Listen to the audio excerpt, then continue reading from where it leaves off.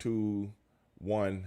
Okay, ladies and gentlemen, we are live here on Main Event Wednesday, and you are listening and watching the world's most dangerous podcast.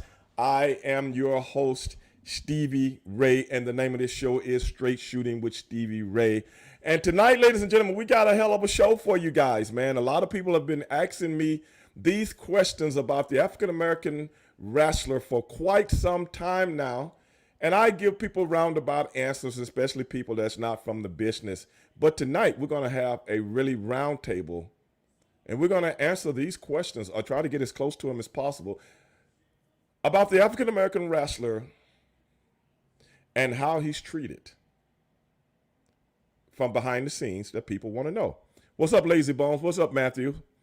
And I called out to my boy, Chris Dillsworth, who's in the house tonight. He's sitting in the green room. And his friend, Flint, he's here also. I don't know if anybody else is coming on the show, but I left that up to him to put together as to the guys that he wanted on the round table. So, with myself, and I was just talking to people on Facebook about Chris Dillsworth. You guys all know him. Controversial is his middle name. Controversial might be that might be his first name. Frankly, I don't really know, man. I mean, it's like, you know, it is what it is. What's up, Repo? What's up? Repo is in the house, man. That's my main man. Punisher is in the house. But if anybody's out there that's watching right now, you can call into the show, and I'm going to give you the number, 832-243-4428, because right now I'm only live right now on Twitch, and I'm only live on YouTube. I'm not live on Facebook right now. But we do that every time we do have guests on Wednesday. We don't go live on Facebook because I can't see the comments and stuff like that. But be that as it may, I'm going to bring everybody in right now, and we're going to get this sucker started, man. And if any of you guys got any comments out there as to what we're talking about, please chime in. And I'm going to give you the number again, 832-243-4428. I'm here. 832-243-4428. We're here. Okay, Flint is in the house. Wait a minute. How's it going? I can't hear you guys. I can't hear you. Say something, guys. Let me see if I can hear you. Can you hear me? Okay, hold on a second. Okay. What's up, Ziggy? Now I can't hear you, Stevie. It say you muted. Queen, what's up? What's good? It's good, y'all. I can't hear Stevie. Yeah, I can't hear Stevie. Can you guys hear me? I can hear you, and I can hear Ziggy, but I can't. Right. Yeah, he's the only one I can hear. Yeah, I can't hear him over there. It's showing Stevie's muted. Yeah, now it's saying he's not, but I can't. Maybe check his cam mic at the bottom. I heard him before, a minute ago. He was loud and clear. Mm-hmm. Hey, lazy bum. I'm not calling you a bum. That's just what I'm That's his seeing name. on the screen. What's Queen on, has y'all? spoken. Lazy, What's up, Matt, Hey. Cal, What's going on, y'all? Right, Cal. Repo Man. Hey, Repo. I think Chris Repo. Yeah. Tilo Brown, not D'Lo Tilo. Brown. but Tilo. Brown. Tilo. Okay. Sky High. Sky High. Still can't hear you, Stevie.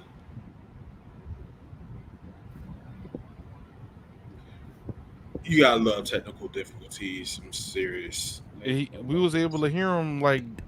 Yeah, in the What green about room. now, guys? There you go. What about I now? hear you. There you go. Here we go. Okay. I had to go back into my settings, and this is the second night it's done. It's done now. But anyway, guys, what's going on? Hey, how's what's it up, going? What's man? going on, Stevie? I like how you shit, sat there and it's- gave me that reputation of being an asshole. You know, I love that. Okay, thank you. You said But everybody, hey, I'm a Christian, by the way. You know, I found Jesus, so I'm not gonna be. Come on, man. Everybody knows that that's just a lie. You no one asked you, bro. you a No one Christian? asked you. You a Christian? I feel I'm a Christian. I'm telling you, I'm a Christian. I don't cuss no more. I don't do No. none of Oh, that wait a stuff. minute. No more. Oh, when did this happen? Yesterday. Oh, okay. That's actually a lie. Okay. No, Flynn is just mad because I got saved before he did. But that's that's either here. Okay. or there. do you believe him, Stevie? You know, I'm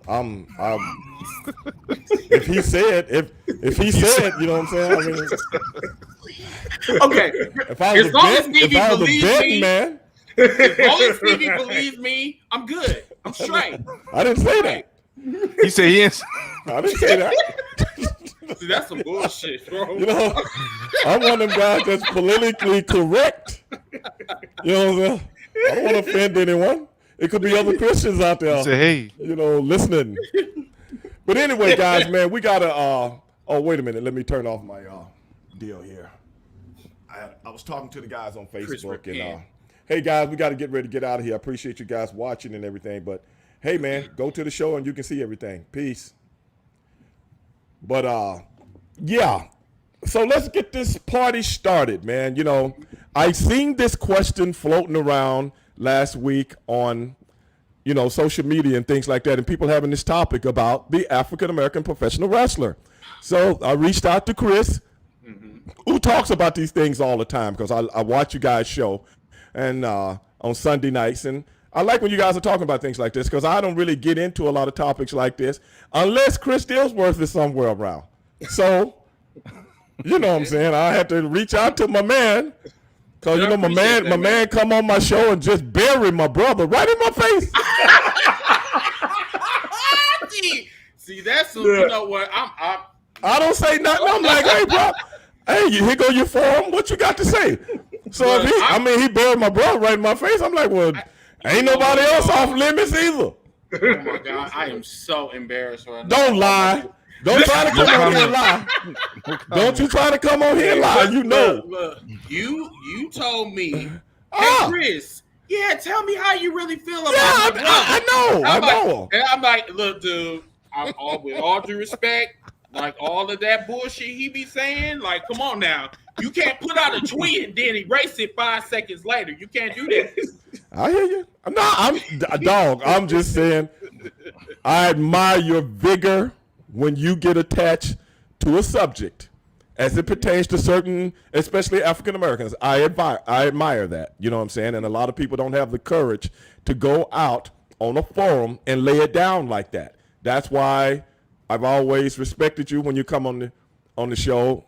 I'm not going to tell you what I'm thinking when you're on the show, but I do act like I respect you when you come on the show. You know, I don't jump in your grill or nothing until you really get crazy. But hey, man, that's what it's. I ain't gonna do that. No, hit him with a slapjack for you, bro. Got too much respect for you. But hey, man, tell me. I don't know. You know, this question as to the topic we're going to talk about tonight. It's been floating around for a long time. And Chris, what did it actually stem from? Do you know?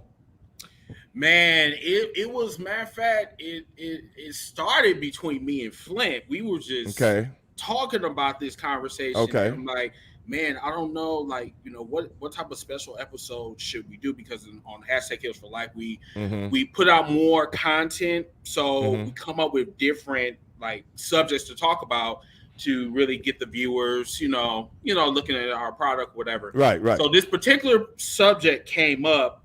And I was like, I need somebody else on my podcast to really talk about this, whatever. So me and Flynn talked about it, and he was just like, okay, so what do you think? You know, should I do this? Because like you said, Stevie, this is a very controversial topic that a lot of us don't talk about, because a lot of it stems from they're uncomfortable. They don't want to talk about it. They want to put it under the rug and say like, oh, this is going to go away, like, you know, probably tomorrow. This has been going on for the past 50 years since the business started. Like, you know, we need to talk about it as a people. And then once we talk about that, like, why do we feel that Black wrestlers are unappreciated? And once we talk about that part, then let's talk about the other part of how can we fix it? So we need to open up this dialogue. We can't just leave it alone and pretend that it's going to go away, because it's not. Okay, let me ask you this. From a fan's perspective, and this question can go to anybody on the panel right now. From a fan's perspective, when you watch professional wrestling, what is it about how the African American wrestler is portrayed on television or at a house show or at an indie show or whatever that actually bothers you? Or do you don't think something is a little bit not so kosher about what's going on with that character? Y'all can answer. Anybody, I mean, all three of you can answer each, one after the next. Let's start with you, Ziggy. I appreciate it, Stevie. No problem. One part that I don't like is sometimes it feels like that whenever things happen to black wrestlers, they don't really have retaliations to them, such as like Kofi Kingston losing his world heavyweight championship. That's a popular topic. Right. Next week he's kind of like fine with it. The power positivity, he's gonna, he moved on from it. If that was another wrestler, just throwing a name out like Triple H or something like that, if he even if he lost his belt, it only had to be 8 seconds. It could have been in a 30-minute classic. Okay. The next Monday Night Raw that he lost his belt, he gonna be in somebody's face and people will be hearing about it. It's and like I think Chris and Flint said, it's not that you lost, it's how you lost and how do you react from it.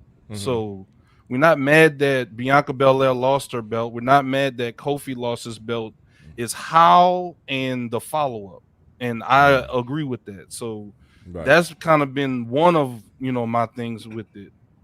And well, when the Kofi thing went down, that was right after the Fox deal. My brother and I had just been inducted into the WWE Hall of Fame. And we actually did some stuff with Daniel Bryant that, what I'm saying, while the cameras were running, we go in Daniel Bryant's face and it's like, hey, brother, you gonna get it, man. You gonna get it. Now, we didn't know who was going to win it. We were just acting a fool, And then when Kofi won it, I don't know if you remember this, Chris, but I went on social media and everybody was like, man, this is such a great accomplishment for Kofi, blah, blah, blah. And I put on there the same thing I just put on there about Big E a few days ago. Getting the title, one thing in today's wrestling is not like getting the title in my era. Right. I agree. Because you had to carry the title. Right. You know what I'm saying? Carry, and you were the face of the company. Right. Exactly. It's not whether it was tag team or whether it was individual. Yep.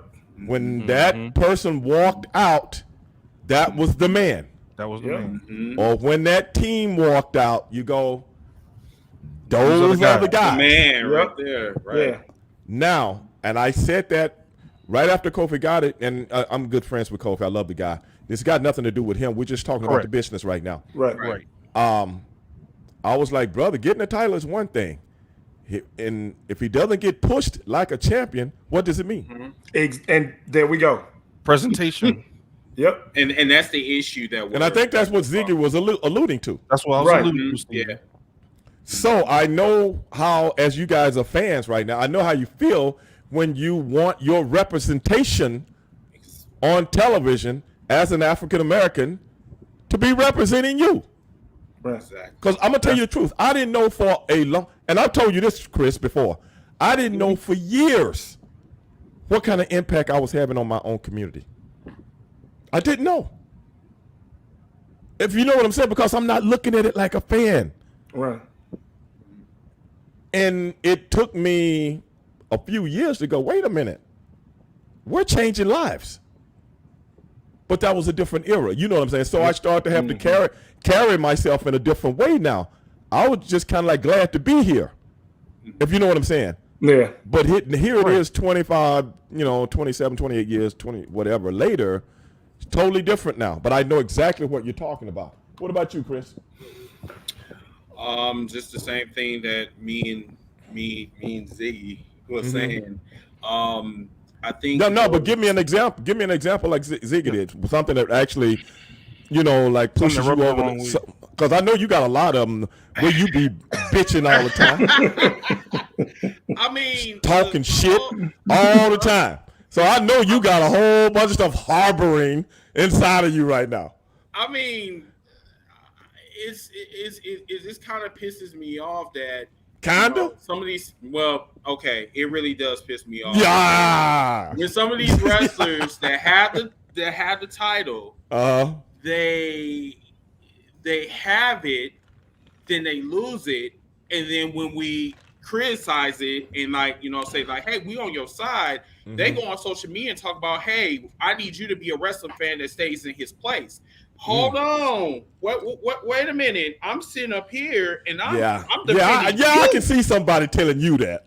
Well, I don't, you know, and you know I wish I knew who it was. I'm gonna reach out to him. Throughout my career in doing, podcasting, people have said that to me. But then at the end of the day, you won't be saying that to me when the money is going into your pocket. So let's come back real quick. Okay. I say I want the black representation just like you do. But at the same time, some of these wrestlers, all they care about is their pockets. They don't give a fuck about the other shit. Excuse my language, but it's just this is the part that pisses me off. Wait a minute. What you say? Excuse your language. Since when? Shut up. So since when? What date? The part that really makes me mad is that they look at me as the enemy. Okay. I'm looking at as the person that like you said. I have a black man that's on TV as the WWE champion on top. I mean, he's the cream of the crop. You know what I'm saying? So, and you making it seem like, okay, I'm talking bad about you. I don't give a damn about you or whatever. And that is the complete opposite. I have been stressing for the past 25 years. Black representation, especially in the WWE, needs to be stronger than what it is today. I can respect that. And that's the part that really just makes me mad because I honestly don't see any black representation at all. Because as soon as Kofi Kingston loses the title next week, he's flipping pancakes and saying like, bro, like you just lost your title. Like, oh, but I'm getting paid, so I don't give a damn. Like, what? So that's my issue. I can see exactly where you're coming from with that, bro. But okay, Flint, what you got? So for me, it's kind of simple. I'm gonna take it back to originally what you asked and character development, because everything that Chris and Ziggy saying, I have a problem with those. I think most wrestling fans have a problem, and with the way once they give us titles, how we're treated thereafter. You got an example also? Yeah, I have several. Number one was when it comes to how we're treated thereafter. Look at Bianca Belair. Her and Sasha Banks had probably one of the greatest WrestleMania matches, male, female, period. I'm gonna tell you something, dog. This the honest to God. This the honest to God truth. Before you continue, go ahead. That's the only reason I watch WWE. Man, right, facts. You see what I'm? They had one of. And look at Chris. The best. Look at Chris. Look at I done told you that. If the women wasn't on there, it's because they are pushed in a different way and they're presented in a different way. Right. And I'm not just talking about Sasha and them, the African American girls. I'm talking about all the girls. That part of their show intrigues me. The rest of it, I done seen it 50,000 times. Right. So it don't intrigue me anymore. I'm coming from the business though, so I'm coming from a different mindset. So this is new to me. If you see what I'm saying. From a person that's been around the business since 1989, this is so new to me to see those girls out there working hard as hell. But anyway, Flint, go ahead. So you think about it, and they had, and I don't care what night you look at, night one or night two, they had the best match. Right. Okay. You had your first African American, two African Americans actually close out WrestleMania. Night one and night two doesn't really matter. You had a title change, major. I mean, I'm sorry, Stevie, I don't know how it is in the business, but for fans, when you change hands at WrestleMania, it is major. Yes. You know what I'm saying? It is major. I can That agree is with that is the passing of the torch, so to speak. Okay, this is your company now. You're on top. Okay. You tell me how, 4 or 5 months later, they squash her in 26 seconds, sir. 26 seconds. That was just that's when the Becky man Lynch came back. Yeah. Yeah. Okay. Yeah. And I didn't see. care. I didn't see that. I heard about it the next day. And I'm gonna be honest, Stevie. I didn't care who it was. Like I'm a Becky Lynch fan. I like her. Right. But I don't care who it is. You don't squash somebody who just had probably the best WrestleMania match that you could put on. You don't squash them in 26 seconds. No other competitive, man or female. I didn't have a problem with her losing. I had a problem with her getting squashed. You see what I'm like? No, I can't. Right. And I'm thinking back. I've been watching wrestling since I was 5, and I can't remember any champion ever getting squashed in less than a minute by anybody, not even Ric Flair, and losing the title to it. Yeah, and it's almost like when that happens. Well, let me put this in context. Today's professional wrestling show, and I've said this on many occasions, it's not professional wrestling. It's a television show that masquerades as professional wrestling. This stuff that we watch today, I'm just talking about WWE right now, of which I have no ill will with in anything like that. I'm just putting in perspective as to how I see it. So when you see things like that, the belt, I was having this conversation with a friend of mine one day. Matter of fact, he helps me with a lot of my wrestling endeavors. And I was explaining to him about the belt and the brand. Today, everything is about the brand. The belt doesn't mean anything. The matches doesn't mean anything. They are here today, gone tomorrow. But so Steezy, so are we as fans putting too much emphasis then on the belt? I would think so. Okay. But isn't that their fault for breeding us to be like that? But that's what I'm saying, because you can take one era, as long as you've been watching, and bring it all the way to the middle era until today's era. You see what I'm saying? So in essence, just by osmosis, sometime you keep that other era in your head and you take it and put it toward today's era. Today's era is not about wrestling. It's about the show, not the characters in the show. Whereas back when I was coming up, if me and my brother wasn't on a show, the people got pissed off or wouldn't buy a ticket. Seriously, Harlem Heat's not here, especially in some of the areas where a lot of black people buy tickets. You know what I'm saying? Right. They're mad because we've been announced to be on that show. And instead of them telling the people, what they're not going to be, they just run the show anyway. Well, now the people are like, wait a minute, but that's why they had that at the bottom. Card subject to change. Yeah, that's why they had that, so you can't get your money back, stuff like that. But back in those days, the characters ran the show, not just now. If WCW was still around today, it would just see WCW coming to town. That's it. It don't even have to say who on the card, because the people just look at the brand. They want everybody on the level of like a football team. If you see what I'm saying. It's only one quarterback. Everybody else is expendable. So can I read? I mean, think about that. Think about that. Everybody on the football team, you know what I'm saying? Your left tackle, right?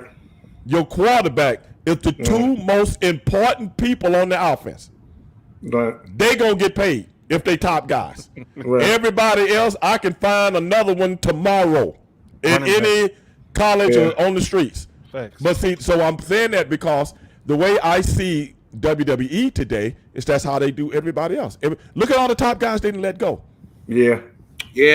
Facts. That part. Look at them. Back in the day, you let it go a Braun Strowman? Really?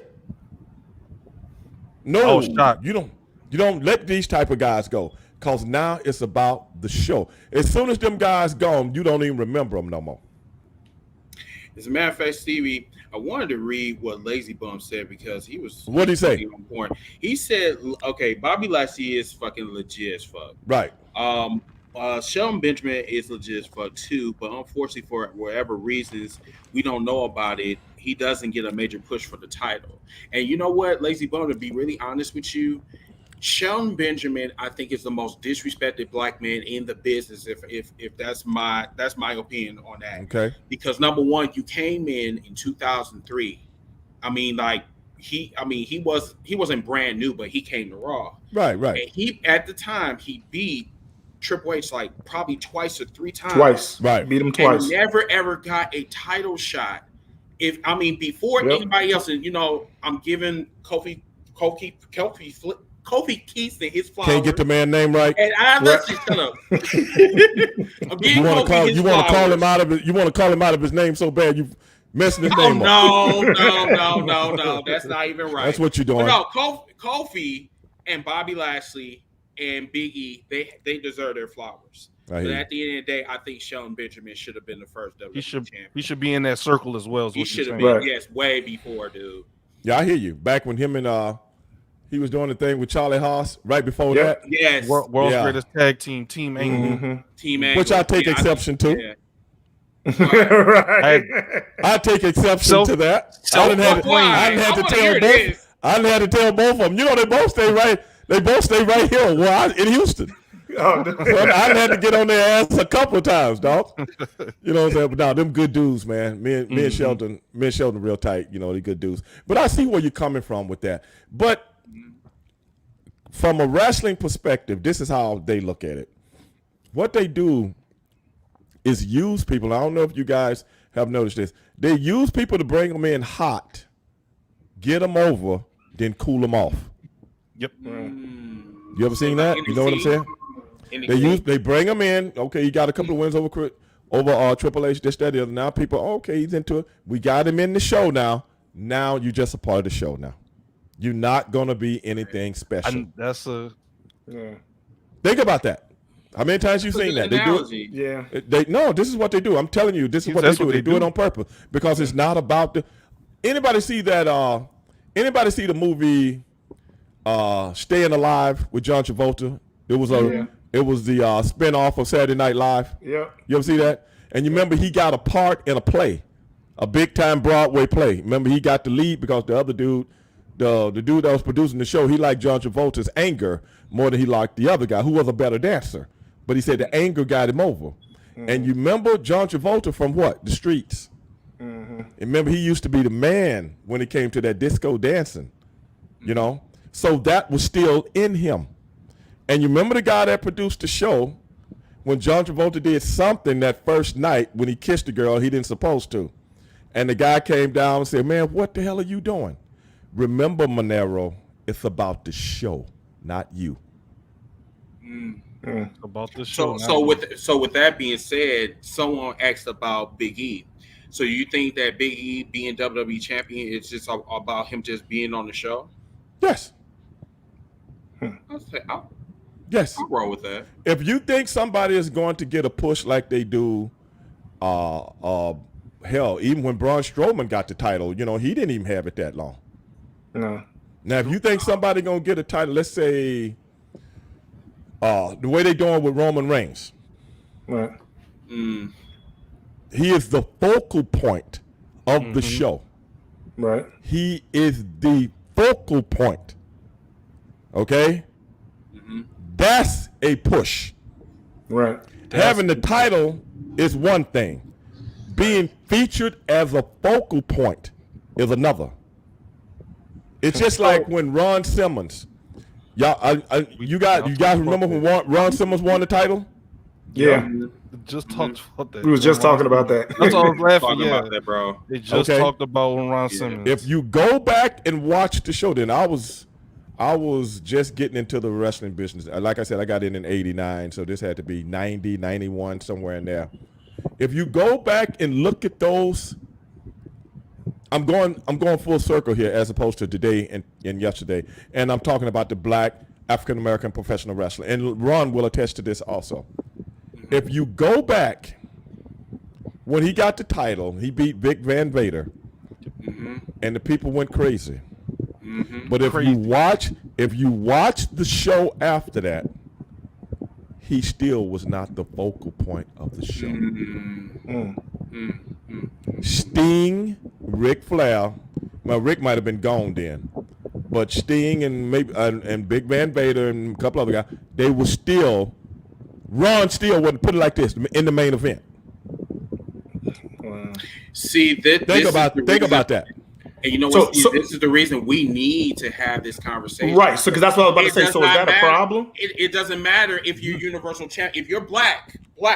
If you're black, right. Universal Champion, WWE Champion, doesn't matter what title you win. You will never be the focal point because you are in a white company, and you will never ever be that black face representing a white company. That's how I look at it. Well, you possibly could be right, because if you really think about it, and like I say, I'm going to be bringing up things from a whole different vantage point from you guys, and I just want you to know that I'm not like trying to step on how you look at things or nothing like that. Just giving you a different perspective because I've been in the business. Wrestling, professional wrestling, the people that run professional wrestling do not, and I will say this and I've said it to people's face. You don't know me. You don't know shit about me. You don't know my fucking culture. You know what the fuck you see on TV. And the only thing you know about the black professional wrestler is the ones that came before me.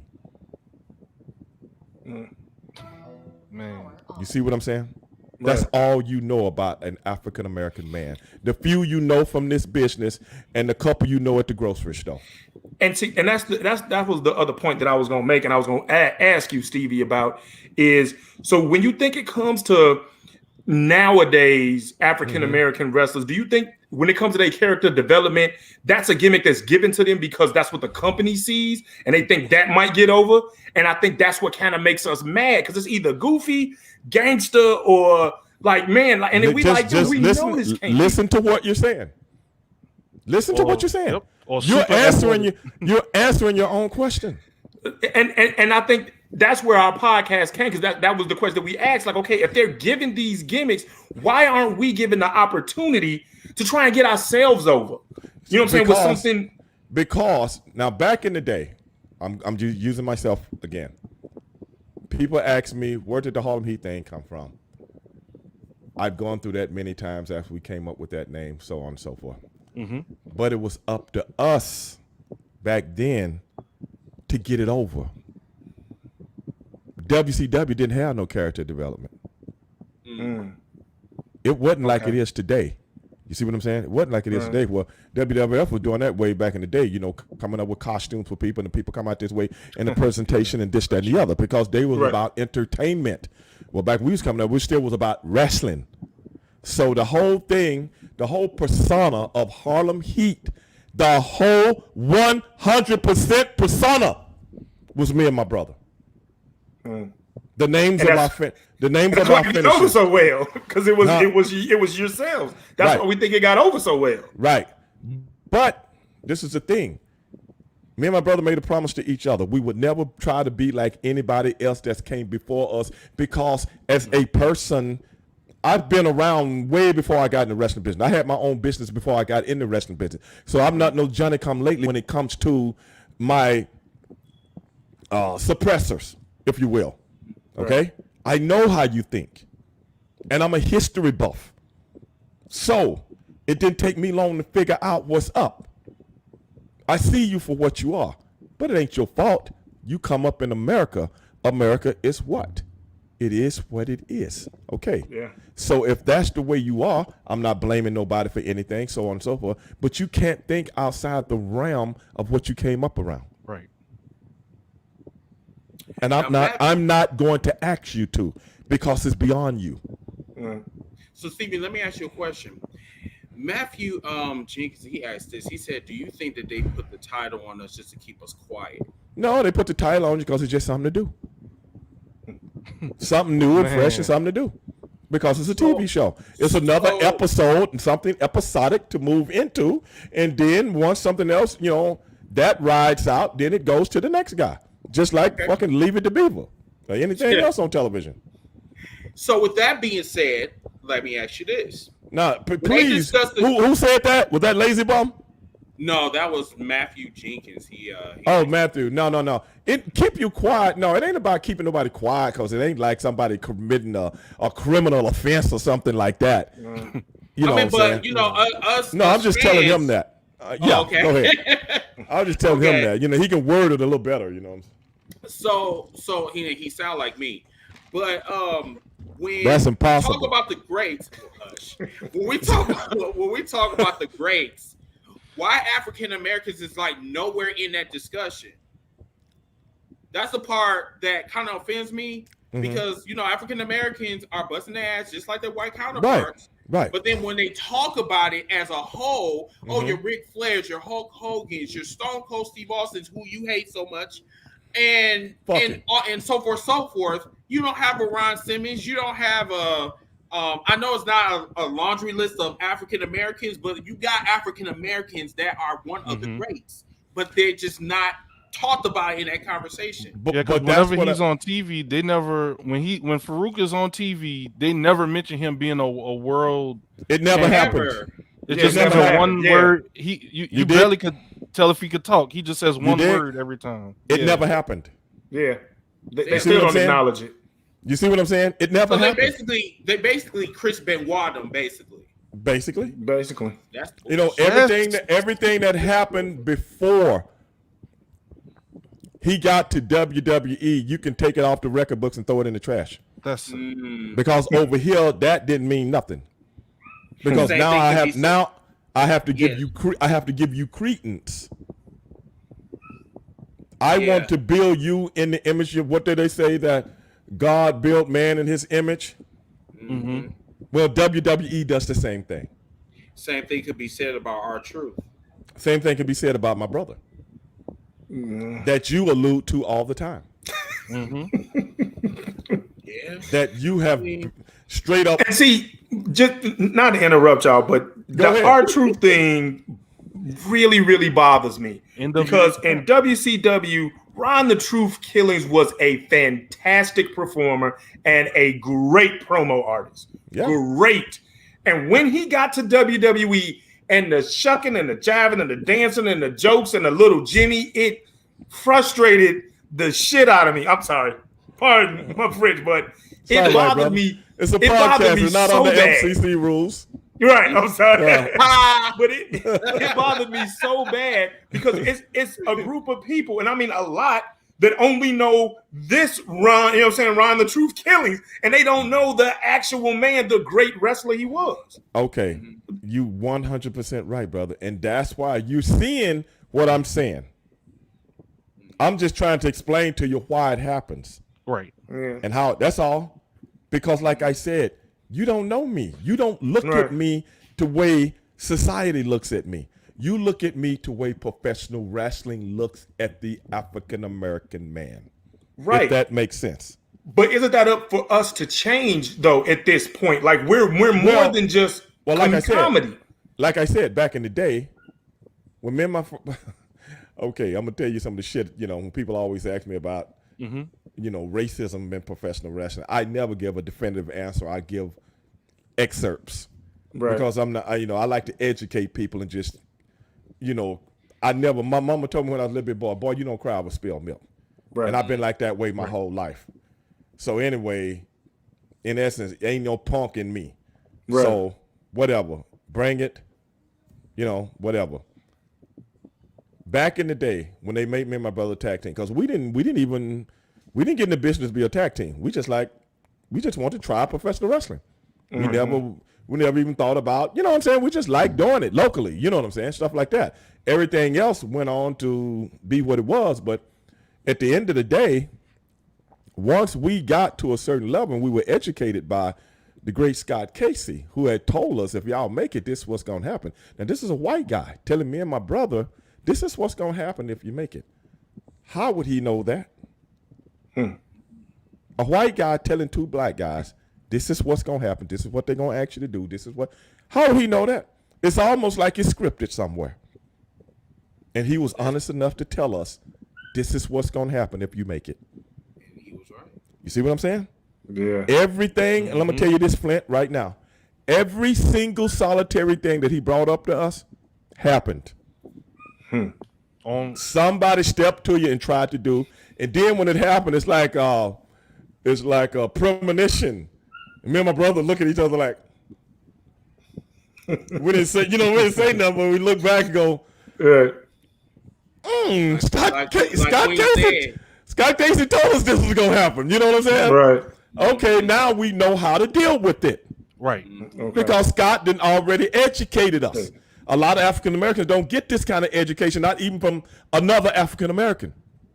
And so why is that? If y'all supposed to be a band of brothers, I don't know, because a lot of brothers, when they get into the business back in them days, they turn into the very people that don't give a shit about them. Right. They go along to get along. So kind of bring it back or whatever. The Rock controversy. Shout out to Stephen because he was on our show when we was talking about this. The Rock controversy. Who? The Rock. No, I said shout out to who? Oh, Stephen. He was on our show. Great. Who's he? Stephen, I just told you. He's in the comments. Who is he? He's in the comments. He was okay. Stephen Garland. He's a big fan of our show. He's a big fan of our show. Oh, okay. All right. No, so the Rock controversy. Well, I'm just asking, man. Damn. And that's fine. So the whole point Stephen just asked. Yeah. Well, like this, Sorry, next time. Is he important? Yes, he's important. Well, to me. Okay, I got it. Oh my God. I got it. Go ahead, dog. I'm sorry. Wait a minute, man. Somebody calling in. Hold on. Hold that thought. Let me see something. Straight shooting with Stevie Ray. Holla at your boy. Terrible. It's a shaky baby. Hulk Hogan. I break your back and make you humble. Hey, man, don't be calling up on the show breaking the flow, bro. I know who that was. But anyway, go ahead, man. Oh, okay. Talking about Sheiky baby. The whole thing about The Rock. Okay. Why it seems like he does not know what race he is unless it's important for him. Now wait a minute. I think you and I have had this discussion before. Yeah, we need to bring this up again because, like, number one, they said six black WWE champions, but then when we go back to 1998 when he won the first his first WWE championship in St. Louis, why they never said anything about him being the first African? Okay, I'm gonna tell you this. Like I've told 100,000 people before, WWE, because of his lineage, will never push Dwayne Johnson as a black man. He will always be a Polynesian man. A Samoan. And if you didn't know, bro, that's Polynesian. Everything from the South Pacific is Polynesian. Polynesian. That's why I never say a certain group or island of people because they're all, descendants of each other, True. And if it wasn't for the fact that his dad was one of the great wrestlers of our time that was a black man, but actually from Canada, you wouldn't even know Dwayne Johnson had any black in him. So Stevie, we were discussing this on our show. So you think it's not so much of The Rock not mentioning his father so much, it's so much the WWE not wanting him. The WWE has always had a great lineage of Polynesian wrestlers. Right, facts. And they're all, 99% of them are relatives in some way, shape, or form. Right, yeah. All the of Great Samoans, Rikishi, all of them. Yeah, the Usos, they all. Right. Yeah, Superfly, all of them. Yeah. Do you honestly think, look at Roman Reigns right now, a Polynesian man getting a push bigger than any white guy has ever gotten? Yeah. You see what I'm saying? Vince has always been very, very lenient toward Polynesian people. So, The Rock, when he first came out, when he had the little skirt on type, Rocky Maivia. Right. He came out. Did he come out like his dad? No. Soul man. You see what I'm saying? He came out like the lineage of his cousins, uncles, didn't kinfolk. And they've always pushed him like that. Now, I know as African Americans, we love to grab hold of anything that's got a little black in it, like Tiger Woods, that punk. Right. Yeah, that punk. You know. I'm serious. Dog, you laughing? I'm dead serious. You can't even drive a car, Nick. You ain't no black dude. Can't even drive a car down the street without rolling it over. You know, and that's a black man. You ever heard a black man rolling that wasn't racing in a Porsche? You know, you see some guy, you know, ball player. You got a Lamborghini, I got a Porsche, and we hauling ass down the highway and we have a wreck. Okay. I ain't telling nobody to do that, but I know what brothers do because I done did it. Okay, I done did it. Me and Ahmed Johnson, you know, and racing up and down Houston, Texas. He in his Mercedes, I'm in my BMW. That's what we do. Yeah, that's fucked up, but that's what we do. Me and my buddy Gary Abrams, he got a Porsche. I'm in a Corvette one night. We going down Westheimer, one of the most busy streets in Houston, Texas. And a police officer right behind us, and we didn't know it. We hauling ass. They're one of the best bodybuilders back in that time in Texas, you know. And the dude, we going to the pancake house. Dude pull up behind us, and then I'm like, hey, man, you know, I don't need to be getting put in jail. I'm on TV right now, you know what I'm saying? Right. And then Gary like, oh no, it was his fault. No, I might have said it was his fault, but the cop was real cool. But have you ever heard of a brother? A black man get up early in the morning, driving to the grocery store, or whatever the hell he going, and just roll the car over 50 times and never hit the brakes. You ever heard of that? No, I don't want this sucker in my race at all.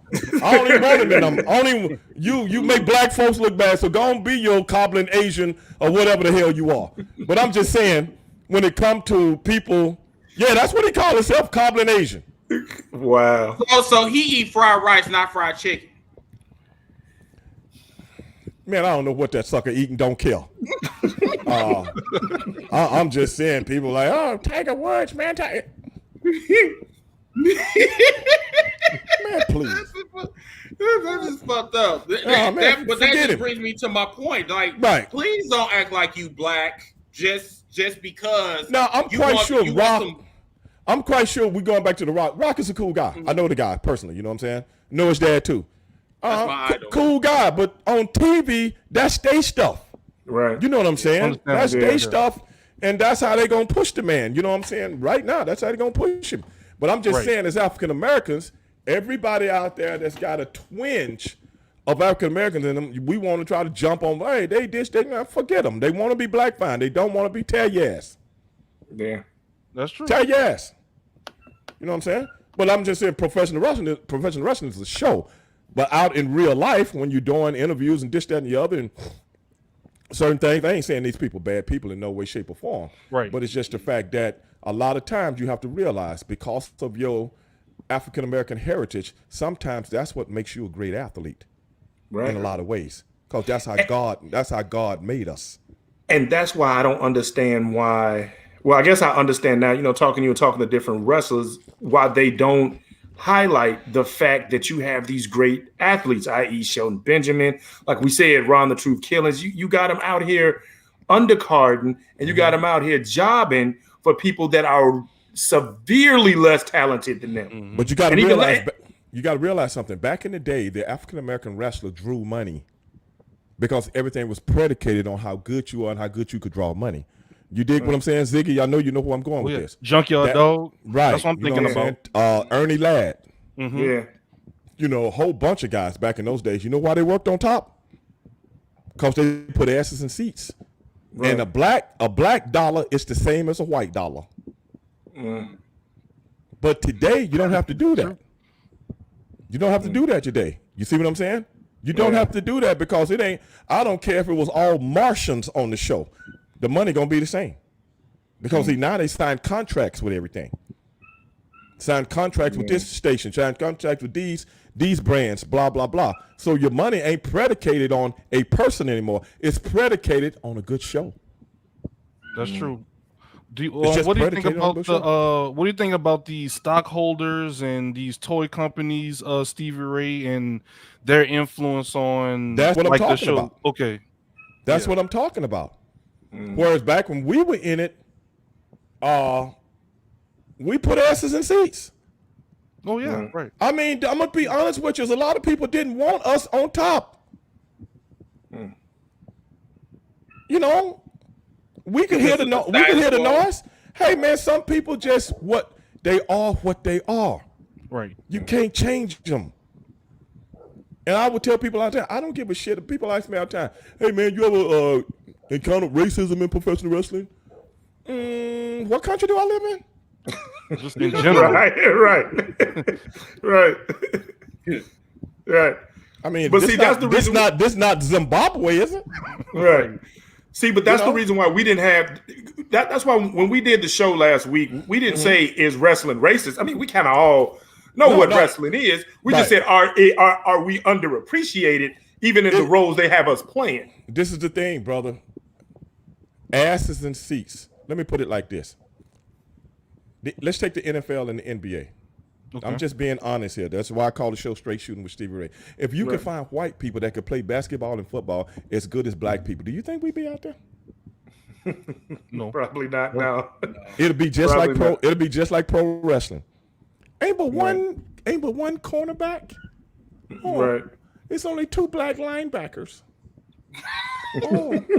Hey, I'm mad that you made that voice A though. black quarterback. A black quarterback got a tryout.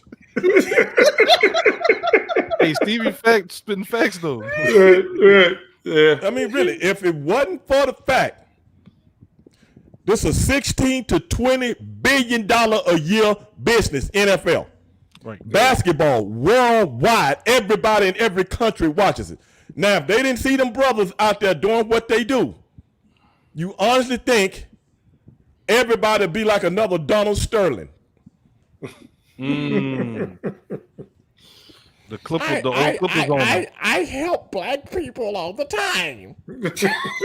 I give them jobs. Remember that? Man. Yeah. Come I on, remember dog. that. Let's be dope. And people try to sweep this shit under the rug. It is what it is. What I'm saying is this: a mentality Correct. has nothing to do with a marquee. Okay. You dig? Yeah. Who's behind the marquee?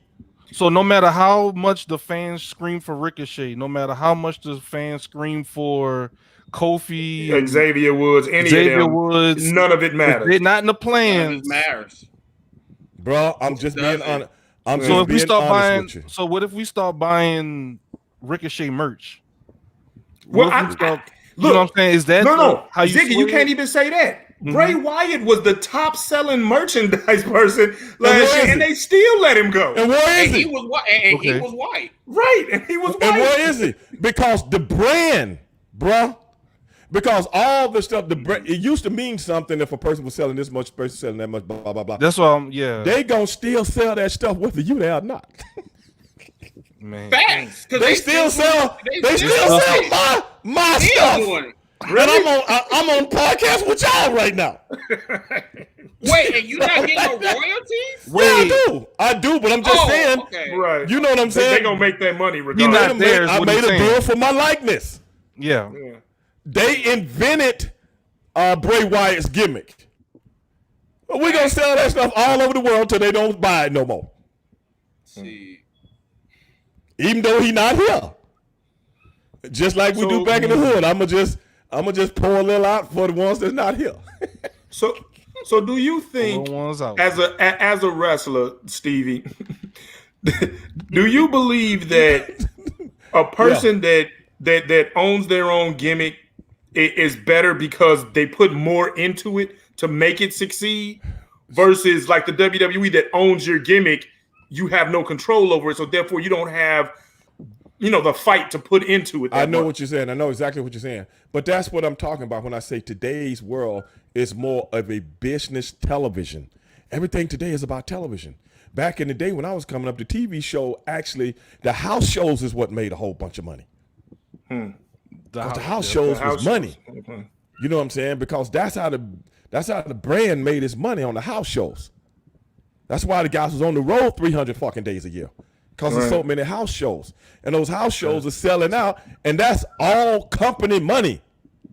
You know what I'm saying? Everything today is predicated on television because they got the television deals. They didn't sign those kind of deals back in those days. The guys back in those days, like WCW, they bought their own time and sold the commercials out. Right. Oh, you know what I'm saying? So that's how they make the money. Okay. So that's not how it is now. Because I thought that's the way that it still was. That you bought the TV slot and then you sold your commercials, and that's how you made your money. Right. But now, well, I guess not, because I guess AEW got a deal from TNT. So. I mean, it used to be like that for a lot of sports, but football and basketball and baseball changed all of that. Now, then NASCAR came up and sold all their stuff to NBC. You know what I'm saying? The rights and stuff. The dude that took over NASCAR a few years back, one of the France family guys, he's a young guy. So he look at stuff like, hey, I got something here. NASCAR, the biggest thing in America as far as auto sports going. Pay me. Everybody line up. Whoever give me the most money, that's who got the races. Pay me. Bitter. You know what I'm saying? So it wasn't like, because racing used to be kind of like wrestling. Not anymore. That's why you see everybody in NASCAR. I'm a big NASCAR fan, so that's why I'm saying this. You see everybody in NASCAR now. They all look like the same guy. Cookie cutter. And if you look at wrestling, everything is kind of cookie cutter. You ever notice that? Yeah. Cars look the same. The drivers talk the same. Like the same interviews. You ever notice that? Copy and paste. It's cookie cutter because it's about that NASCAR brand now. One driver get let go. Another driver step right in, look just like him, drive just like him. So Stevie, I got a question for you. Not to What's get that? off subject though, but on your podcast last week, you mentioned something about AEW. What's going on with that? Hey man, I don't like you trying to get all up in mine. See, I watched the podcast. I was gonna leave it alone. No. You trying to get all up in mine, dog. He came from me. Now coming for him. Now I want to know what's going on with that. I want to know. Okay, this is what I said on the show. And I have told people, been hitting me up and interpreting things in a different way. This is what I said on the show. I said, ladies and gentlemen, 3 weeks ago, they were in town. I went down to the show and had some conversation with some of my old friends, so forth, so on and so forth. And then a week or so ago, I just let people know that I had conversations with someone from AEW, and that's all it was. I had some conversations. That's all. Stevie Ray got one more slapjack in him. I know you do. Come on, Stevie. Got one more. You know, so, slapjack. But your boy been out there. You know, I've been throwing some ideas around and things like that. So, you know, that's about it. You know, but it's nothing concrete. But you know what? We talked about this last year, though. We talked about you and your, possible affiliation with AEW. That's if you decide to go there. Yeah. And I would say that you will be an awesome producer, dude. Like, I put it like this, man. You know, you never know what might happen. Yeah. I've had a conversation, and I'm just waiting to see what happens. To be honest, that's about all I can say about it right now. I'm waiting to see what happens. But I'm going crazy if I see Stevie here. If I see Stevie come out that tunnel with the arms, I'm going crazy. You know what? Because you know what? because I think we'd all know we're gonna get some actual long-term booking and storytelling, which we've been missing for years. Out of this, that edgy shit, that blackness shit. At least something that makes sense. Well, I'm gonna tell you, if I had anything to do with it, it's gonna make crazy sense. That's all. The thing is, putting up, just like back in WCW, I was helping a lot of the guys out with the gimmicks and stuff like that. I was always good at interpreting things and looking at things in a different way than what people may people may see or know. You know what I'm saying? Because I pay attention to things. Even when I was little, my mom used to always go, anybody can watch a movie, but can you interpret a movie? Anybody can listen to a conversation, but can you interpret it? So I've always prided myself on looking at stuff and trying to interpret it, you know, and I passed that down to my daughter also. When I used to take her to see the movies, you know, she would have to tell me what the movie was about when it was over with, whether it was a kid's movie, whether it was a movie for grown-ups. You know, that means you have to pay attention. And I've always been the kind of person that pay. I might not say nothing about it, but I'm paying attention. You know, I'm looking at my surroundings around me, this, that, and the other. And so when guys, I would go up to guys and tell them about their gimmicks and what I thought would help them with it, because nobody else is. Nobody else is. So I would, you know, hey man, when you come out, you do this, or you know, hey man, start doing this a little bit more, blah blah blah. And I didn't even realize I was doing it until people start coming to me and asking me, hey man, can you watch me? Give me some advice. And I'm like, I don't feel like watching your ass. I ain't want to say that though, you know what I'm saying? Right. But I had been watching people, but unconsciously, if you see what I'm saying. Gotcha. I'm not doing it on purpose. I'm doing it subconsciously, brother. Not unconsciously, but subconsciously. Like if you going out to do a match and I'm watching you, you know what I'm saying? Right. Hey, that's my boy. I'm going to watch him, you know, see what he's doing. Okay, then you come back, hey, Flint, you know, do this better, you know, blah, blah, blah. But everything was blah, blah, blah. But that's only because you a brother, you know, and I got to take care of my brothers, you know what I'm saying? Right. I ain't trying, you know. But somebody else, man, I ain't watching your shit. But then some people I would find myself watching them and didn't even realize I'm watching them. You know what I'm saying? So it was a subconscious thing, and I started getting invited, and people started coming to me. Hey, man, watch me, blah, blah, blah. So I was always kind of good at, I'm better at, it's like coaching. Right. You might not have been a great football player, but you're a hell of a coach. Right. You know, it's a lot of people like that. You know, most great coaches never played or the top guy in football. They might have played a year or two, you know what I'm saying? But coaching is a whole nother art form than playing. So I can see stuff, and I kind of prided myself on that, seeing things that other people didn't see. So not to get off the subject too much, but saying that how you see things and you interpret, how do you feel about the direction that AEW has been going in, not just as a company, but even with its development with Dark and everything else? How do you see that going? You know what? I watch AEW a lot. Matter of fact, it's on my television right now. I'm taping it right now downstairs. And when it comes to AEW, what I don't like is so many of the characters, nobody has enough individuality. I've always taken pride in not dressing like the other guy. That's why when me and my brother designed our stuff, you know who we got with to design our stuff? A chick that designed stuff for strippers. With the You see what I'm saying?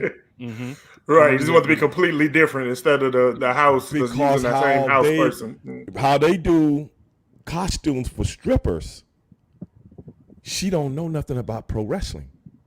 Right. So we know it's going to be something totally different. something different to You see stand what I'm out. saying? So, and then she designed it, then put the fire on it, this, that, and the other. Then we made several different ones with different colors, you know, like 8, 9, 10 different colors. So whenever we come out, people go, wow, we want people to go, wonder what color they going to wear tonight. What color? You see what I'm saying? I wonder how it's going to coordinate. And then Sherry, we would get the lady to make Sherry the same stuff. Man, Sherry. So all three of us would come out when that fire breaks up, and they go, oh man, look what they got on tonight. We had on a pay-per-view, it'd be a color we never did before. Stuff like that. So that makes you stand out, because this is still the entertainment business. Right. Whereas guys today wear the same thing every day. So when you do that, are you really separating yourself? Because see this right here, your eyes are the first things that gravitate to a character. Facts. Your eyes. Yeah. That's why videos back in the 80s got so big. Sometimes the video was more important than the song. Michael Jackson Thriller. I was just getting ready to say that. Because your eyes. So if your eyes see the same thing with the same pair of jeans and the same pair of socks and the same, everybody on the show starts to look cookie cutter. Have you ever noticed in WWE, nobody 2 costumes are the same? You ever notice that? Girls or guys. Think about that. See, these are things you don't even really think about. Yep. So that's the separation. You ever notice? Football team shit don't look like each other. 32 of them. You know each and every last one of them colors. Yep. You ever thought about facts. that? Yep. Yeah, facts. Uniform. Yeah, because you could take the symbols off the helmets and just put the colors up there, and you'll know what team it is. Yeah, You ever notice that? Yeah, I feel you on it. Like they got a lot of wrestling that's like almost like overwhelming now. You see what I'm saying? Yeah. So I think that's the first thing that I have a problem with. But I'm not, I'm just a guy giving an opinion. Right. Yeah. Kind of separate the angles from each other. And I would say this. I don't know if you guys agree with me, but think about it. Stop having matches that don't mean nothing. Dude, oh man, that's wrestling. Period. right That's there. for everybody. That's across the That's board. across on the that board. one. Yeah. We talk about that so much. Yes. Right. If you want to have and that's why I brought that up, because I think that's where Dark and Elevation belongs. Those are matches that don't enhancement matches. You're just doing it to get practicing and get over. But when you come to Dynamite and Rampage, every one of them have to mean something. And when they don't have it some knockdown, drag out match. If the match don't mean nothing, why we got 10 false finishes? Exactly. What do you think about the roll up, Stevie Ray? What do you mean? The roll up finishes, like every match ends in a roll up. What do you think about that? I didn't notice. Mm-hmm. But not on AEW. I'm sorry, not on AEW. Mainly like WWE. It's a lot of roll up. It's a lot of 24/7 when shit. you doing a TV show twice a week, 5 hours a week, brother. That's 20 hours a month. Yeah. That's 20 hours in 1 month. How much shit can you do that ain't never been done before? It's a TV show. Why do you think sitcoms after 6-7 years, that's a good run? We done. I can't write. The writers don't even want to write. I can't do nothing more for these characters anymore. It ain't like Gunsmoke. Something like that where, a Western that was on a zillion years, when they get older, you know what I'm saying? They can go into different stuff. Or you can add younger people to it, But pro wrestling, I'm like, it's amazing that they still can do some things that I've never seen before. It's amazing. But they got writers, man. And but I'm just saying, man, it is what it is. But when it comes to what, the topic that we was talking about tonight, I just hope people got something from it, because at the end of the day, big time professional wrestling will always be reluctant to take an African American character and give him a real Ric Flair, Hulk Hogan, Sting, this, that, and the other type push. Even Bobby Lashley right now. This is what I told people about Bobby Lashley. Years ago, he would have got a hell of a push if he hadn't left. Facts. After I'm that telling John you the Cena truth. match. I'm telling you the truth. Especially after that deal he did with Umaga and Donald Trump and Vince. Yeah. He wasn't in that for the hell of it, but he was in that because he was getting ready to get the rocket, bro. But So the thing about him, that's why they got my boy out there talking right now. MVP. He can look the part, but when he opened his mouth, he can't cut promos very well. no, not so much he can't cut promo. I'm not saying he can't cut a promo. No. Huh? He's talking about Bobby. No, I'm talking about Bobby. I'm not saying he can't cut a promo, but when you listen to him, brother, he's straight out the suburbs. Yeah, he definitely is. I didn't want to say nothing. You straight out the suburbs. And that's what I meant by he couldn't cut the promo, because I heard him in interviews when he was doing Bellator and everything else, and I'm like, bro. I mean, come on, bro. You went to fucking St. Joseph's private school down the road. You know what I'm saying? Yeah. I mean, I'm sorry, it is what it is. But what I'm saying, that means the edge. Right. You would never get that edge. You see what I'm saying? Because like where I come from, I can change it up in 2 seconds. Right. People, because of the way I talk as a professional wrestler, it's not the way I talk Yeah, I guess it is similar if I'm pissed off. But when I'm just talking, I just talk like regular guy from Houston, Texas. Right. But when it was wrestling, it's like I'm angry, perpetually angry all the damn time. But see, that's what I'm saying. Yeah. You're acting. Right. And I worked on it. People, you say, "Oh man, you was natural." I know natural. Damn, I worked at it just like an actor does. Fuck you talking about? Mm-hmm. Yeah, I remember Man, listening this to ain't- one of your older episodes. You said you practice in front of a mirror. You Yeah. used to practice your promos. Right. You got Right. because ain't nobody else gonna help you. Mm-hmm. Whereas Vince Exactly. them now, they got a whole thing to help guys do that. And the promos today are all written.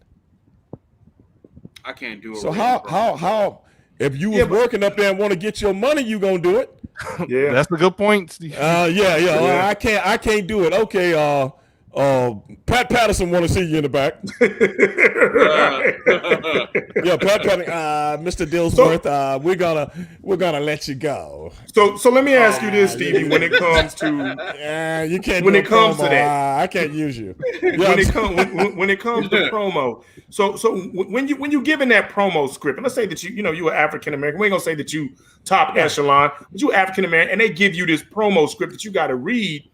Do you think that is there any room for me to Rewrite it. man, can I interject this because this will be more me? It'll come more personal. We used to do that all the time. I just take the PowerPoints. And you still think that even in WWE today they allowed him to do that because most of it sound like they just reading. I'm just saying, I don't know how their protocol is. I don't know. But see, back in the day when they started doing that with us, we would take it and read, and they would say, "I know this is not the way y'all talk," you know what I'm saying?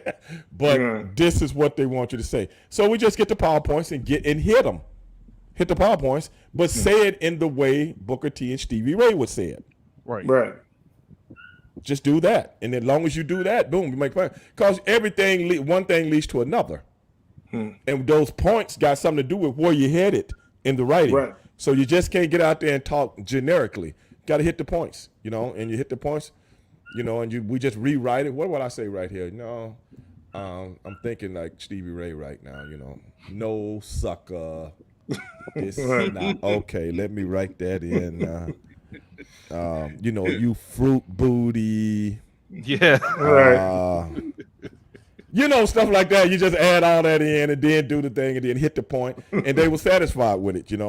That's all. And I would just take my marker and write out this and then put my word here and blah blah blah, and then go rehearse it and then get out there and do it. It wasn't hard.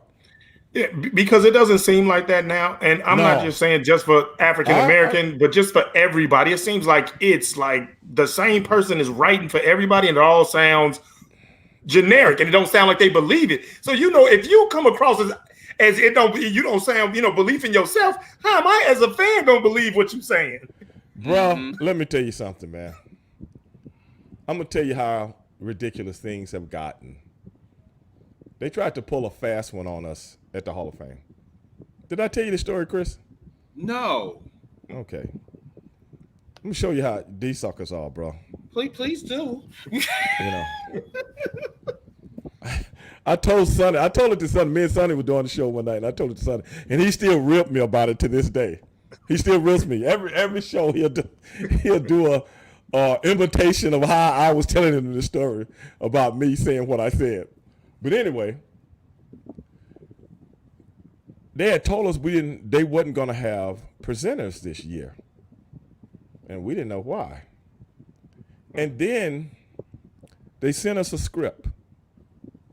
I hope everybody's listening to this because I'm not lying, not one bit. This is 100% true. Wow. Show you how shit They it is. sent you an acceptance script? No, they sent me a script because they wanted us to come up a couple of days early. Okay. And what they wanted to do was shoot some vignettes of me and my brother in Harlem. And what has happened is me and my brother are in Harlem. And we've forgotten how to get to the stadium where WrestleMania is going on. You laughing, bro.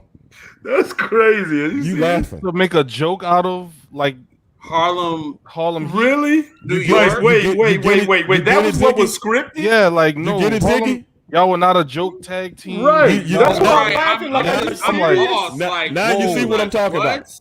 You see That's what I'm why I'm talking laughing. about? Like, Oh, are you people- serious? They tried to make you forget that you forget. That's what they wanted you to do. Like it was a number. You hear me? Wow, that's some You bullshit. don't. Wow. You don't even hear me, dog. Flint, you don't hear me, bro. Wow. Like, that is- I'm like, I'm Wow. going back to what Chris was talking about, what you and Chris were talking about, as to how everything looks so scripted and so cookie cutter, blah, blah, blah. You see what I'm saying? Now you want to put Harlem Heat in on this shit too. That's going to be funny and hilarious to the whole world. they want y'all to be the jokes Wow. that are true, basically. We don't even know. I'm so dumb that I don't even know what the fuck I'm performing at tonight or what it, you know. Man, in the city you grew up in.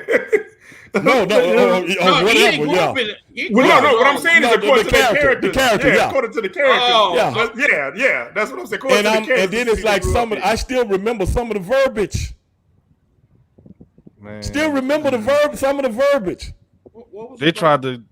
I'm And hoping I'm that like- was like a rib or something. They'll Yeah, just, so I hope somebody was I'm- just joking around. I'm Just praying they'll just messing with you. Right. Like, hey, we ain't seen Steve in a while. Let's mess with right. him.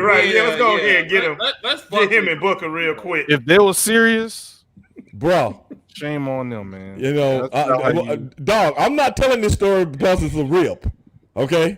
If it was a rip, I would have told you it was a rip right back. No, this shit was dead serious, bro. This shit was serious of fucking heart attack. This is true. I'm telling the story right now because Man, it's I don't true. even know how to respond. Like I'd have probably had to laugh in order to not you- be yeah. mad. Like, what did you? I was I'm- laughing, but you know I'm what? like- I would laugh in their face. Right. Like, what do you they- think this is? Like, I'm not No. doing this. What? They sent us the script while we were still home. We hadn't left yet. You see what I'm saying? They sent us this, and I kept asking the guy that was my handler different questions about what do you mean they got something for? Well, I'm gonna have to get with that in front of. Now, what they was trying to do, in my opinion, I could be wrong, but what they was trying to do was get us there, and then kind of lay it on you.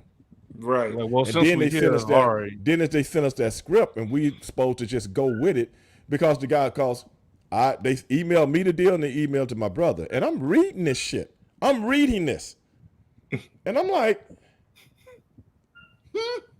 is this a gag? You know what I'm saying? This got to be some Laurel and Hardy Three Stooges type shit right now, you know? So I'm like saying to myself, I'm not doing this.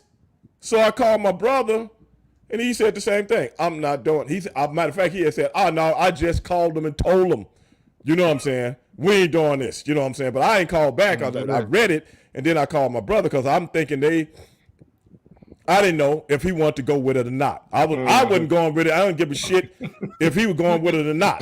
You know, they can send my shit to the house. I'm not bullshitting. I'm 100%. I'm Right. dead serious Yeah. right now. Yeah. You can send me my fucking ring and shit to the house, and y'all can do whatever the fuck y'all want to do. But I ain't doing no bullshit like this. But anyway, so we called. My brother had called back, and then I called my handler and said, "No, bro, I'm waiting for Vince to tell." What?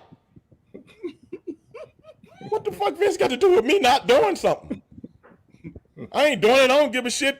Who you need an okay from? So Let me finally see they if called us back. Huh? Let me see if I can get this right. Okay. Who decided to do all I this? don't know. I don't know.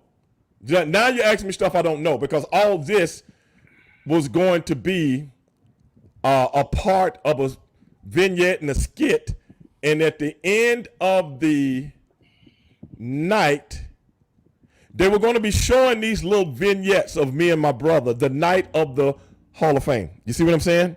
And we're going through these different situations trying to find the building in, you know what I'm saying, where the Hall of Fame stuff is. Man. And then at the end of the deal, me and my brother walk in, you know what I'm saying, we found the building. Because it starts off at the cleaners where we were getting our tux from. And I, you know, and it got shit in there like, oh, and my brother says something like, well, back where we started in Harlem. And then I say some shit like, well, we're not from Harlem. We're from Houston. That's some white. I mean, never mind. You see what I'm saying? I mean, this Laurel and Hardy Wow. three. I mean, Right. I'd rather do Mo, Larry, and Curly before I do some shit like this. You know what I'm saying? Yeah. And I'm like, are they serious? That's what I'm asking myself. Are they serious? They are dead serious. But what they're trying to do is give some kind of context with humor and us making fun of ourselves, this, that, and the other. But I wasn't feeling it, bro. I wasn't feeling it at all, and neither was him. So that's why we didn't have a presenter that night. If anybody watched, we didn't have a presenter because they wanted to do that. And we were supposed to walk in. We just found the building when we come out to do our Hall of Fame speech. That's WWE. Wow. And that goes back to what you said earlier, Stevie, when you said that the gentleman, I forgot his name that you mentioned earlier, said they're gonna fuck with you. So all the way up to Hall of Fame, you getting, inducted into the Hall of Fame, people still disrespecting you. I find that disrespectful. Because they wouldn't play with Legion of Doom like that. They wouldn't play with Demolition like that. Right. This is Harlem Heat. This is when I was a kid, and I've told Chris this. I told my friend in chat 8-Bit this. When we were growing up, Harlem Heat, Booker T. I used to do all this in the room. I used to fold my arms in the room as a kid. Like, yeah, we because grew up watching you guys. We were just talking about this last night. Matter of fact, 8-Bit is like one of your biggest fans too. Okay. Like, oh my God, Stevie Ray's on Twitch. I say, yeah, he's right. Yeah, and that's our representation. Like you said, once again, you said earlier, we grabbed onto that, and to see you guys finally get put in the Hall of Fame, that was awesome. But to hear y'all still getting the disrespect, that kind of goes full circle to the unappreciation that you guys exactly, and that's why we were saying back to our black wrestlers underappreciated, because I don't really know how many black tag teams are in the Hall of Fame again. I don't know. Maybe I don't know. Maybe there's Rocky Johnson and Tony Atlas. Atlas, right? Yeah, but, so yeah, what? But So they wouldn't put in as They wouldn't put in as a tag team. As a tag team, they put it as individual, right? So that's why I'm like, how many black tag teams do we have in the Hall of Fame? And my point being, we know it's very few. So why would you try and make light of the main focus of the ones that you're putting in? Because that is the way. If I said it once, I've said it 1,000 times. That is the way they look at us. And so let me ask you this, Stevie. So we know that, and we know we can't change because that's just the country's opinion of how they look at us. But I'm just talking about the people that run professional wrestling. They run professional wrestling. Let's get. This is what we do to our characters, our black characters in WWE. So they all have to be some kind of buffoonish type character once in a while. So let's do it with these guys. I bet that'll be funny. When they sit in the room, I bet that'll be funny. Just like somebody sitting in a room writing for a sitcom. I bet that'll be funny, blah, blah, blah. You see what I'm saying? Mm-hmm. This shit is not organic. Right. This shit is the way these Hollywood people see us. Yeah. Right. And one day we as African Americans will fucking wake up and see. That is why a person has a problem with Black Lives Matter. Because in your fucking mind, Black lives don't fucking matter. And you don't even fucking know it until you see a symbol. Because in their fucking mind, that symbol shouldn't even fucking exist. But you don't. You have a problem with that. But you don't have a problem with this sign over here that say KKK. Right. So don't get me fucking started. Preach. I'm talking about the United States of America. And these same people gravitate to writing and this, that, and the other. But no, because that's in their minds, back in the medulla of their brains, that is what they see. They know nothing about our culture. No more than what they see on television, what they see in videos, and what they see on sports teams and stuff like that. They know nothing about you. And they don't want to fucking know. And the funny part about it is, like you said, it's all what they see and stuff on TV. Exactly. But that's what they're writing. So exactly. But they don't know any fucking better. Right. They don't know any fucking better. Why would somebody have a problem? I see people out there telling people Black Lives Matter is a terrorist organization. I mean, did you not see what? Did you not see what I just What's that? I just like, okay, you say that Black Lives Matter is a terrorist organization, but then yet you have the KKK lynching black folks for the past. That's what I'm saying. That's not the same. You see what I'm saying? That's not the same. In a person's mind, the human mind is the most amazing thing that God ever created. The human mind, because it can make itself believe any fucking thing that it wants to. Yeah. Okay? Terrorist. Black Lives Matter attacks the Capitol building.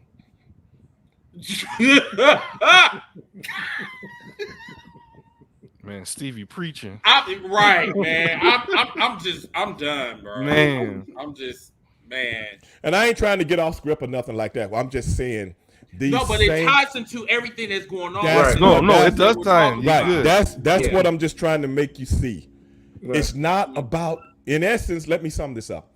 It's really not about professional wrestling. It's about everyday humanity and how man sees man. Right. That's all.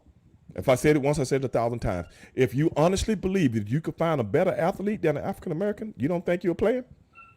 It's just the fact that God made him, especially the one here in the United States that's been mixed with every single solitary thing known to man. Mm-hmm. So not only is he a great athlete, you made him a super athlete. Mm-hmm. Because not only did you bring him from his homeland, you mixed him with every other race. So you genetically engineered the LeBron Jameses of the world, the Michael Jordans of the world. You genetically engineered them. So don't be surprised if he can jump out of a building. You built him, but you fucking hate him at the same fucking time. So let me ask you this. Let me ask you this, Stevie. So now, anybody out there that's listening to me, if you don't understand what I'm saying, and you're not of African American descent, I don't know what to tell you. But I'm telling you what I know. You go to any scholar in the United States of America, and they'll tell you the same thing. When Branch Rickey brought Jackie Robinson up from the Negro Leagues, he knew what he was doing. And the reason he got pushed back, because if he's successful, you're going to see an onslaught of these guys. And you did. And what did they do? They took it over. All you got to do is give the African American this much. That much. This much. He will take it over. I told people this about MMA. I told people, I swear to God, I told them about MMA. I told them about pro wrestling. But see, you can control pro wrestling. Right. See what I'm saying? Yeah. You can control that. Why haven't you seen another? Why haven't you seen another Harlem? Why haven't you seen another Harlem Heat since? I mean, you can never duplicate. You can't duplicate. No, I'm talking about the major. I'm talking about the major push. Now, okay, True. but they would do something like a Crime Time. You see what I'm saying? Yeah. Right. Two brothers that was real good. Deal. See what I'm saying? Yeah, JTG. Yeah, two brothers that I really was fantastic. They were. Oh, come on, bro. They were fantastic. Come on, bro. But no, what they got them out there doing? Whoa, let's steal something out of somebody's purse. Yeah, that's how. Right. And that's the thing we were saying. That is just terrible writing. Yeah. That's the stereotypical mindset of a portion of this country that can't get away from that. That is how they see us. So or it's the total opposite, and you get the New Day where they throwing pancakes and it's. Yeah, well, what I'm saying is that is another stereotype. Yeah. Because if people don't remember, I know we were talking about this, Chris. Remember when they first came out and it was all choir and churches and I'm like, okay, so we either going to church constantly, but think or about we about that. Mm-hmm. Think about the church thing, though. See what I'm saying? Same thing. The gospel choir, right? Not the Presbyterian choir. Right. Or the Catholic choir. Right. Okay? The gospel choir. When everybody see people with robes on and they spewing those notes, boy, people love that. Because don't nobody sing like a gospel choir. It ain't a church on this planet that can sing like a gospel choir. Why you think so many people of Caucasian descent would go to black churches. It wasn't to eat the food, bro. And it wasn't to see the preachers up there sweating their ass off telling them stories. They've got to see the choir. Because they lay it down like no other. Yeah, and I think that's. But that's the same stereotypical. You see what I'm saying? Even though it changed, it's still a stereotype, right? Yeah. You ever seen anybody dressed like a white choir? No. And sing what? Oh Mine Zion? That's what they're gonna sing? No. I'm sorry. You can see that anywhere. But I'm glad that we had this conversation though, Stevie, because I did really learn a lot from you tonight. Yeah, I appreciate it. Now I'm looking at like from your kind of different with different perspective. Yeah, like this was perfect for us. Like it doesn't really matter what we do; they're still going to look at us how they want to look at us. It's the entertainment business. It's the entertainment business, bro. Thugs, porch monkeys, whatever you want to call it. Yeah. They're still going to put us in their image, not in our image, how we feel. I would just ask you this: never blame the guys. Right. Never blame the guys because it's out of their control. Once you sign a contract, it's just like, TLC. Yeah. Oh, we're the number one group in the world, but we ain't make no money. You put your name on the dotted line. Yeah. I remember when she said that after the award show. Right. When you put your name on that line, brother, you ain't nothing but property. You don't run nothing. And it's like back in WCW days, we used to go to the people and give ideas. You know what I'm saying? And be a part of what we're doing. And they will listen. They go, I like that. Okay, we're going to work that in. You think you can do that today? Not at all. Not in WWE, not. I do have Go ahead.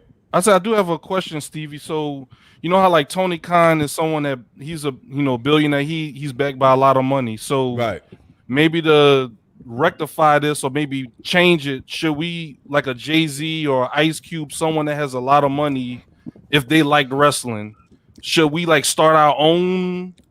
I would love to see that. I would love to see it. Version of AEW with like a black revolution, like all the black wrestlers go over there and they kind of start our own thing. You know what? I would say this. I might be saying it wrong, but you know. I know what you're saying. I get exactly where you're coming from because the only way you can control something, you got to run it.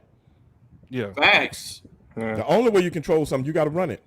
So, with that being said, all the sellouts that we got out there in the world, all of them sellouts. I don't even mention people like Jay-Z name on my show. Sorry about that. No, I'm just saying because they don't work for us anymore. You don't see Beyonce with her people no more. She right from Houston. Ooh. She is. You ever notice that? You don't even see them with their people no more. Now, people always want to bring up this, that, and the other, so on and so forth. But I would love to see something like that. I mean, JG, the only way you're going to make it in America, that somebody got to be behind you getting to where you want to be, and he don't look like us. That is why Oprah Winfrey, people talk about Oprah Winfrey. Okay, she had a very successful talk show, but somebody had to get her there. Yeah. You dig what I'm saying? I ain't going to invite her to the dinner table. But that's what I'm saying. But you look what she do. You go out and do back a documentary talking about your boy Michael Jackson. Right. Then you go back. You about to do one about your boy. What's his name? The hip hop mogul. About to do one on him about some women say he did this, that, and the other too. And that's what you bag. But your boy Feinstein, whatever his name. Yeah, what's Weinstein, his name? Harvey Weinstein. Yeah, Harvey Weinstein, your boy that you kissing on his cheek. And so, I didn't know nothing about it. How the hell you in this business and you don't know nothing about what this man been doing for years? No, that's bullshit. You dig what I'm saying? Because you know your beans from your cornbread. You know when to talk about shit and when not to talk about shit. You know who to talk about and who not to talk about. You had Mark Furman on your show and you treated him like he was a victim. I remember that. That was terrible. You treated what your boy and them called him, a genocidal racist. And you treated him Like he was a victim. You kidding me? Once you get over the hump and you are from African American descent and you make it in that limelight, you can't reach back and pull your brothers up with you, bro. Man. I'm telling you what I know. And you see think that's what because Dame, of what Damon individuals? Dash, hold on a second. What Damon Dash doing right now? Who used to be tight with? Jay-Z. Okay. You get You my right? point? Yeah. Jay-Z. Oprah Winfrey got enough. Yeah. Oprah Winfrey got over $2.5 billion. That's $1,000 million twice. And You said open that- up a girls' school all the way around the world in South Africa. You got enough money to open up girls' schools in every goddamn state in the union. Anybody ever think about that? Yeah. I did all the time. All the time. And so that's what I was going to ask you, Stevie. So do you think it's them as individuals or just the culture that they grew up in that they don't want to go back? If I tell you, like I tell you once, I told you 1,000 times, once you get over the hump, you cannot reach back and help your own. It's the unwritten law of the black bourgeoisie. Wow. Ooh. Once you make it, you with us now. There you go. went right Tell him, with that, Ziggy. right, right. Yeah, you not with. Yeah. Right. Yeah. And you know what? And that is Tell the 1%. There you go. Yeah. That's the 1% of the black. Because I'm gonna tell you something, brother. Once I got you, I got you. Facts. Once I got you, I got you. How many, Gail, her buddy Gail, going to interview with Lindsay Leslie. And did you know anything about the rape charge? The man just died. The fuck you fishing for? Right. that was my whole point. He just sit died. your ass Jesus down somewhere. Christ. What the hell is that? Respect the man. You see what I'm talking about? But how many shows did Oprah do or Gail about this Harvey Weinstein dude? Bingo. Yeah. How many? But you know what, Steve? Let's bring some of them chicks on the show. Some of these chicks. Go ahead. What we need to do as wrestling fans, because we do have a lot of power. We do. If we really want to have black representation, like you said, we have to do it ourselves. We're going to have to do the groundwork. We can't wait for these other, celebrities to say, most definitely. Let's wait for them. We can't do that shit no more, dude, because like you said, people like Oprah Winfrey and all of these other celebrities, these billion-dollar, celebrities, they're not going to do that for us because they already sold out. No, bro. I'm going to tell you. That's what I'm just showing you how so much stuff is connected with each other. Mm-hmm. When we talk about this entertainment business and we talking about millions and millions of dollars, I'm just showing you how it's all intertwined. It's all intertwined. Yeah. You know what I'm saying? Have you ever heard one person of African American descent come on television and said, I don't believe not Oprah, but O.J. Simpson killed his wife? Man, he killed that bitch. Have you ever heard anybody say anything different? Okay, I did a show. Chris, this is for you. I've been studying the O.J. Simpson trial for damn near 20 years. And then read, I don't know how many books All on the it books. from different people that was in the know, not the television version that everybody got. Mm-hmm. The television version, just like Malcolm X said back in 1963, can make an innocent man look guilty and a guilty man look innocent. That is the power of the media. Right. Because nobody does their homework. But you know, this a nigga that don't slide so easy. I do my fucking homework. Because I believe I know how much this country has lied to me. Mm-hmm. I know how much this country done lied to me on a grand scale. So be that as it may, I did a show with Vince Russo when we first started doing Black and White, the show that we do together. And we did a topic of O.J. Simpson. And he thought everybody was going to be pissed off at him. The week, after we released the show and the fucking emails started coming out, what did everybody say? I didn't know that. 99% of everything that was said was positive because they had never heard what I put out. Right. They had never heard it. It's easy to think, like Chris just said, oh, he killed the bitch. Because somebody told you. Right. Because somebody told you. But if I tell you, if I give you a timeline as to what the prosecution put, if I give you all other information and evidence, you're going to say, just like that jury said, this don't add up. O.J. Simpson from Potrero Hill over in San Francisco. How many black people you know killed with a knife? Man, not many. Guns. I grew up with some bad brothers. How many of them killed with knife? None of them.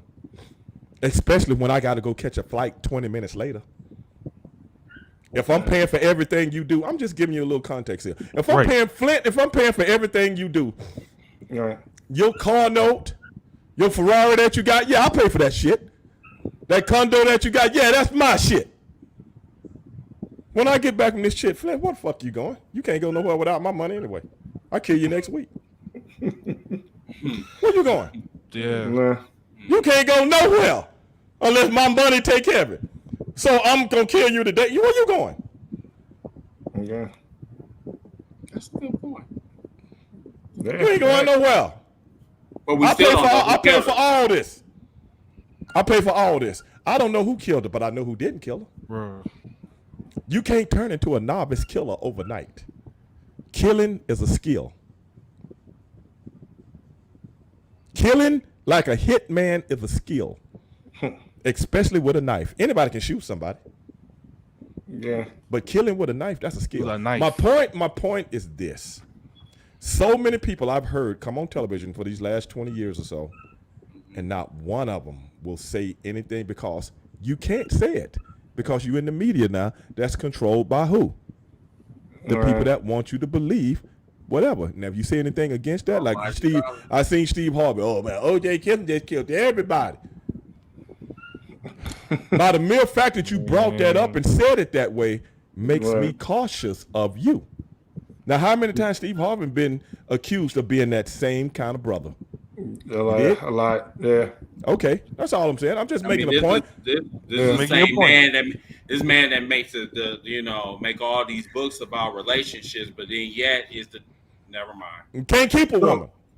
So right. Can't keep a woman. Somebody else. Can't keep a I'm woman gonna happy. leave that alone. Can't keep a woman happy. Every time you look up, she running out the back door. So Stevie, let me ask you this. I'm just saying. What the hell do I know? Knowing everything that we just discussed, and if there's any wrestlers out there, I don't ever want to be discourage any African American, but what I'm saying, pursuing their dreams as a wrestler. Me either. You know what I'm saying, or nothing like that. But what would the advice that you give them if they were trying to get it, or not even trying, if they in it and they're running to the same stereotypes that we were just talking about today? They gotta have thick skin, brother. You gotta have double thick skin. You dig what I'm saying? Because of everything we talk about and the environment of how everything is, unless you are something exceptional, I mean truly exceptional, you just got to have thick skin, brother, because the game is different nowadays, bro. The game is just different. So that would be my advice. If you really want to do it, pursue it. But you can be disgruntled so easy. So easy. Just think about what we talking about tonight. Right. Yeah. Right. And we just fans and we disgruntled. Right. Imagine you that guy. Right. You know what I'm saying? Imagine you that guy, man. And I'm like, that's a good perspective. I didn't even think about it like that. What if, imagine, Ricochet, Apollo Crews, or any of these Shelton Benjamin, Right. Okay, you just brought up something. Apollo Crews. Yes, sir. Mm-hmm. When did he turn into an African? So wait. So I did some research on this myself. So when he was in the indie, both of his parents, or at least his father, I know for sure, is from Trinidad. He is. Oh, Trinidad ain't Africa. I know, but when he was in Trinidad is the Caribbean. but when he was in the Indies, have you forgotten that? No. But he was in the Indies, and he went by his Trinidadian moniker. Accent the same thing else. Okay, what was it? So wait a minute, you telling me a Trinidad man talks like a Nigerian man now? Look, so I believe when he got to WWE, the Trinidadian language and the African language is the same shit, and that shit is 10,000 miles away, and they talk just alike. No, I think what happened is when they looked at that, they told him that's what he could do, but I think they told him you got to kind of tweak it to be like this, and that's what we got. Bro, he didn't tweak it. He made it worse. I know, but I think that's because that's what they told him to do. That's what I was saying, to bring it back to what Stevie was saying. Like, no, but what I'm saying, before that, he just talked like a brother. You're from Georgia. You know, then all of a sudden, I cut the show on one day and he got the title, okay? Because I don't watch the show every day, you know? Right. And I'm like, what happened? Then I heard the analysis. Nigerian. He doesn't. That's why I'm like saying, like, dude, where the fuck he came up with this accent, dude? Did he really pull a Kofi? Like, really? Maybe he didn't know. Maybe he didn't know. He don't know how to do it. Hey, I can talk like, okay, my buddy is his parents are African. He's watching the show right now, and I think I've tried to come up with, when doing the show, and I tried to do an African dialect and shit like that. He always get on my ass about it, but I'm thinking it's coming out pretty good. But to him, who really speaks one, probably sound like shit. Terrible, right? You know what I'm saying? Right? You say like, hey, brother, it's insulting. Right? Yeah. So, Well, my point is this: how do you go from talking like this to all of a sudden you can say this is going back to what we've been talking about? Let's put this in context. Right. Because the man has, I don't know if his mother's Nigerian or something like that or whatever, or they just want to do a thing with him because he has roots from there, this, that, and the other. Why do you have to put that in the show? Why can't you just say, Right. you know what I'm saying, I'm a descendant from Africa, blah, blah, blah. But yet you talk, you know what I'm saying? Regular. Yeah, but yet you talk, no I was born here, blah, blah, blah. Right. But in my culture, my father taught me this, my grandfather taught me this, blah, blah, blah. And that's why I bring that to the ring. You see what I'm saying? Right. You don't have to talk like the guy, you remember the guy years ago they had doing like the Middle Eastern gimmick? And Dafari would come out. Muhammad Hassan. Yeah, remember that? Did he talk like he was from the Middle East? No, he talked regular. Now you see what I'm saying? They had to do that to make it seem authentic. You see what I'm saying? Yeah, but you didn't have to. How can you look authentic? Because like you said, on Monday you were speaking without an accent, but then when you went to SmackDown on Friday, he had an accent. snapping off, bro. Yeah, like the guy walked through a time warp. You know what I'm saying? He came back from Wakanda. Right. Oh yeah. But you know what? That might be what they're trying to bite off, though. Think about that. Yeah. Because that's a movie. They might be trying to bite. Think about that. And that's why I was saying. That's why I was asking. Could you then at that point go to creative? Like, look, I don't think that's gonna get over well. I think you probably can, but these guys don't have the cachet like the guys had back in the day. These guys don't have the same cachet. He signed a contract like Stevie said. Yeah. So you gonna be a Nigerian prince next week. So start practicing. Start practicing. Practicing. Go look at get your mirror. What movie? Like go look at Black Panther. If go look at Black Panther. If Michael B. Jordan can do his shit, you can do it. Right. Get your ass out there. Wow. God damn. Stevie crack it up. Oh my goodness. I never really thought about it. Man. God. Man, I guess if Eddie Murphy is from Zamunda, you got to be too. Go ahead and get that straight. Right? Go and get that straight. Zamunda Prince. Oh man, and shit. Arsenio can do it. Shit, get your ass on out there. Bye. Right. Oh man, bro. But I love that kid too, because last time I seen him, he was getting ready to have a baby, man. He was so proud, man. His girl was getting ready to have a baby. That about 2-3 years ago. And we was chopping it up. I can't remember who I was. I think I was down in Florida when we were doing the Hall of Fame thing down in Florida a few years back. Where they had WrestleMania in Florida a few years ago. Down in, I think I was in Tampa. It might have been Orlando. Tampa or Orlando. Because I went to the Hall of Fame thing, but then I was down there actually for the Orlando. WrestleCon. It was Orlando. Okay. Yeah. I was down there for the WrestleCon. And but I went to the Hall of Fame thing, so I had to go meet my brother and everybody over at the hotel, and they would get on the buses and stuff and go to the deal. And me and him was chopping it up. That might have been about 3-4 years ago. So he's a really cool kid. WrestleMania 33, I believe. Okay. Yeah, he really cool kid, man. And so I've always followed him, man. I really like his work, man. He's good, man. He's good. He is. Oh, man. And WWE just don't know how to. Yeah, I'm about to say just another one that they just, like, he towing the line, but he needs to, a bigger push than what he getting. Yeah, he's. I really like his work, man. Like his build, dude got a hell of a build on him, man. Yeah. And now, if he had came out with that, you see what I'm saying? Right. If he had started out with the African deal and made him a heel, you know what I'm saying, and he talked stuff about the United States and this, that, and the other, you know what I'm saying? Oh man, Yeah. Right. Oh my goodness, bro. I mean, but I think at the end of the day, I think he left NXT a little bit too early, though. Honestly, Man, he might have been a little green. Yeah. Well, possibly, but they doing a lot. They do it. That's not unusual nowadays. Yeah. no, not at all. That's not unusual when people they bringing people up. You know what I'm saying? Yeah. In an almost green state. Yeah, but when they do that, then they and they as soon as they start building momentum, start getting their character together and starting to get comfortable in it in NXT, the moment they switch them over to the main roster, they completely cut their legs from up under them. Right. And if you're green, you don't know how to rebound and recover from that. Well, the thing is, that's the thing, man. A lot of people on the show are really just on the show. They're really not for advancement. If you see what I'm saying. A lot of people are just people on the show.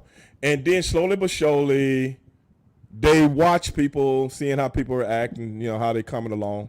And then there goes somebody that say, hey, I think so-and-so, we need to do something with so-and-so. Some behind it. Oh, really? Okay, we'll start watching them now. That's when you see somebody start to come up a little bit. But a lot of times, it's just a tryout. It might be a year tryout, but they just really filling you out, you know what I'm saying? And seeing how you add.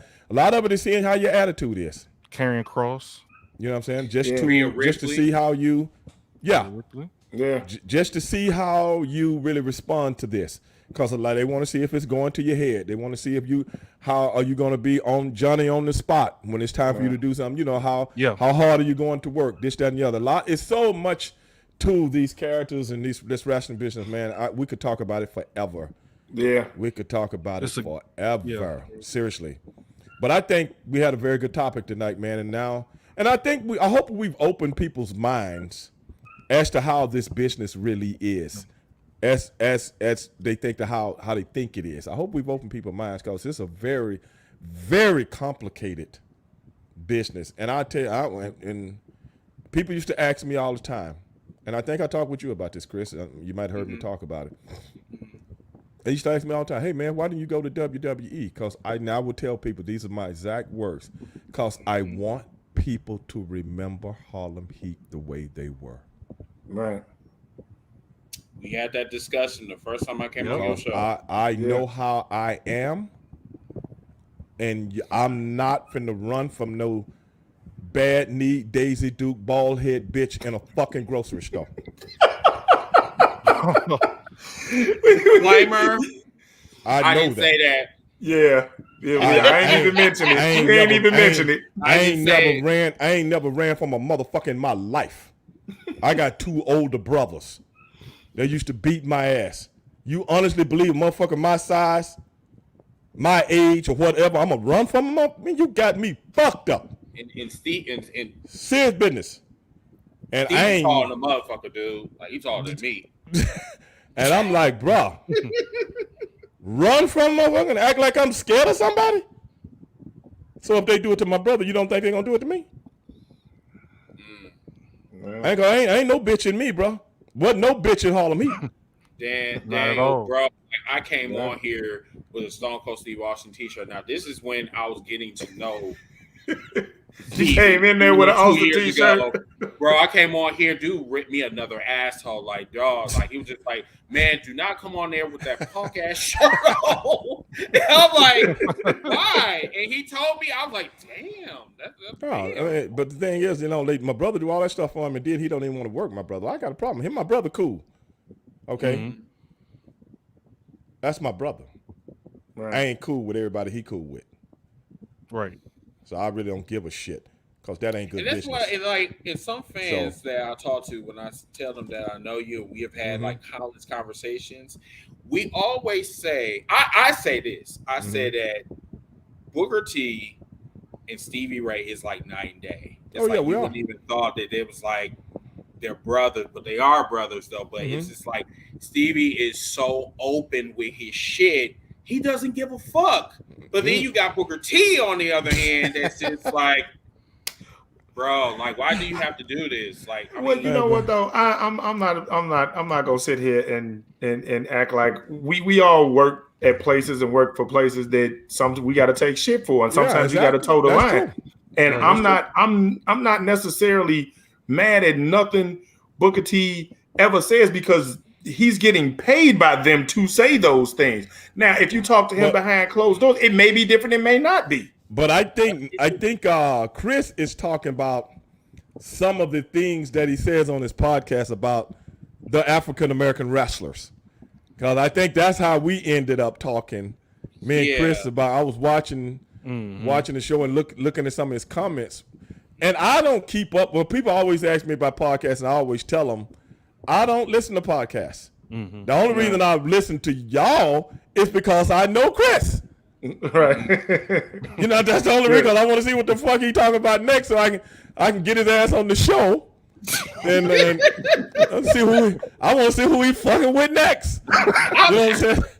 see, bro, you're not gonna come on here and make me look like the bad guy. You know that's the truth. Real. You know that's the truth. Every time when I hear you saying some shit, I say, look, dog, I got to get you on the shit. You got to come on and talk about this.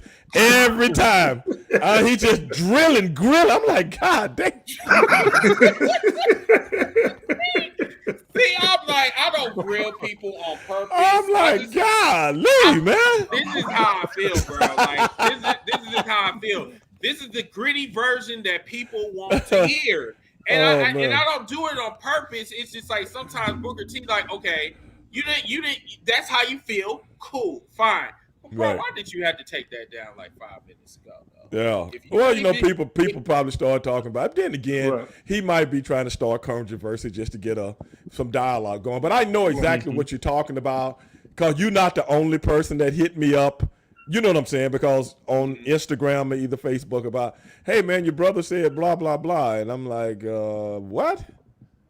Oh, okay, because I ain't thinking about it. But then I ain't thinking about it no more. But then, okay, here come the comments from Chris Dillsworth that pop up on my shit every day. You know, I'd have forgot about the shit. His shit pop on my. It's like he's some kind of favorite. It just pops up on my shit every time he say something. I'm like, okay, what the hell he saying now? So we basically call Booker T when he be doing that shit about AEW. That one thing that one part that he said about AEW, he talked about fuck them ice cream bars. I'm like, what? Ice cream bars? Like, bro, like you gonna sit here and hate on ice cream bars, and yet they promote that shit in the WWE, but you didn't talk about that shit then. But then when they go to the competition, now you got a problem with it. Look. Then he said also, this is another thing that really like kind of like said, what, Booker? He says that the WWE, he said that AEW is not competition. That was week 1. Okay. Then now he's saying that we need to, WWE need to wake the fuck up because we're at war. What? I mean, like, which one is it? Is there competition or are you at war? Like, I mean, like, which one is it? But I mean, that's his. Nah, well, I mean, it is. I'm like, I look at WWE as a TV show. I look at AEW as a professional wrestling show.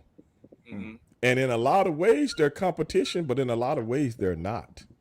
Facts. Rob, AEW is trying to give people what they used to get. Right. AEW is trying to give people, like a lot of people like myself, I came up listening to R&B. It's kind of giving me R&B mixed with hip hop. Right. Mm-hmm. WWE is just giving me Jennifer Lopez every week. Mm. You know what, Stevie? I think you said it the best. I think that was last week. What did you say? You said WWE are actors that act or portray wrestling, while AEW are professional wrestlers who portray actors. Like that's pretty much what it is. WWE is actors acting like wrestlers. Right. AEW are wrestlers that just happen to be on a TV show. Right. Yep. And I think that's what they're trying to bring back. They're trying to bring back that a little of that flavor. You know what I'm saying? Kind of that yesterday flavor, kind of that indie flavor. kind of that, you know what I'm saying, what people are missing, what I call alternative.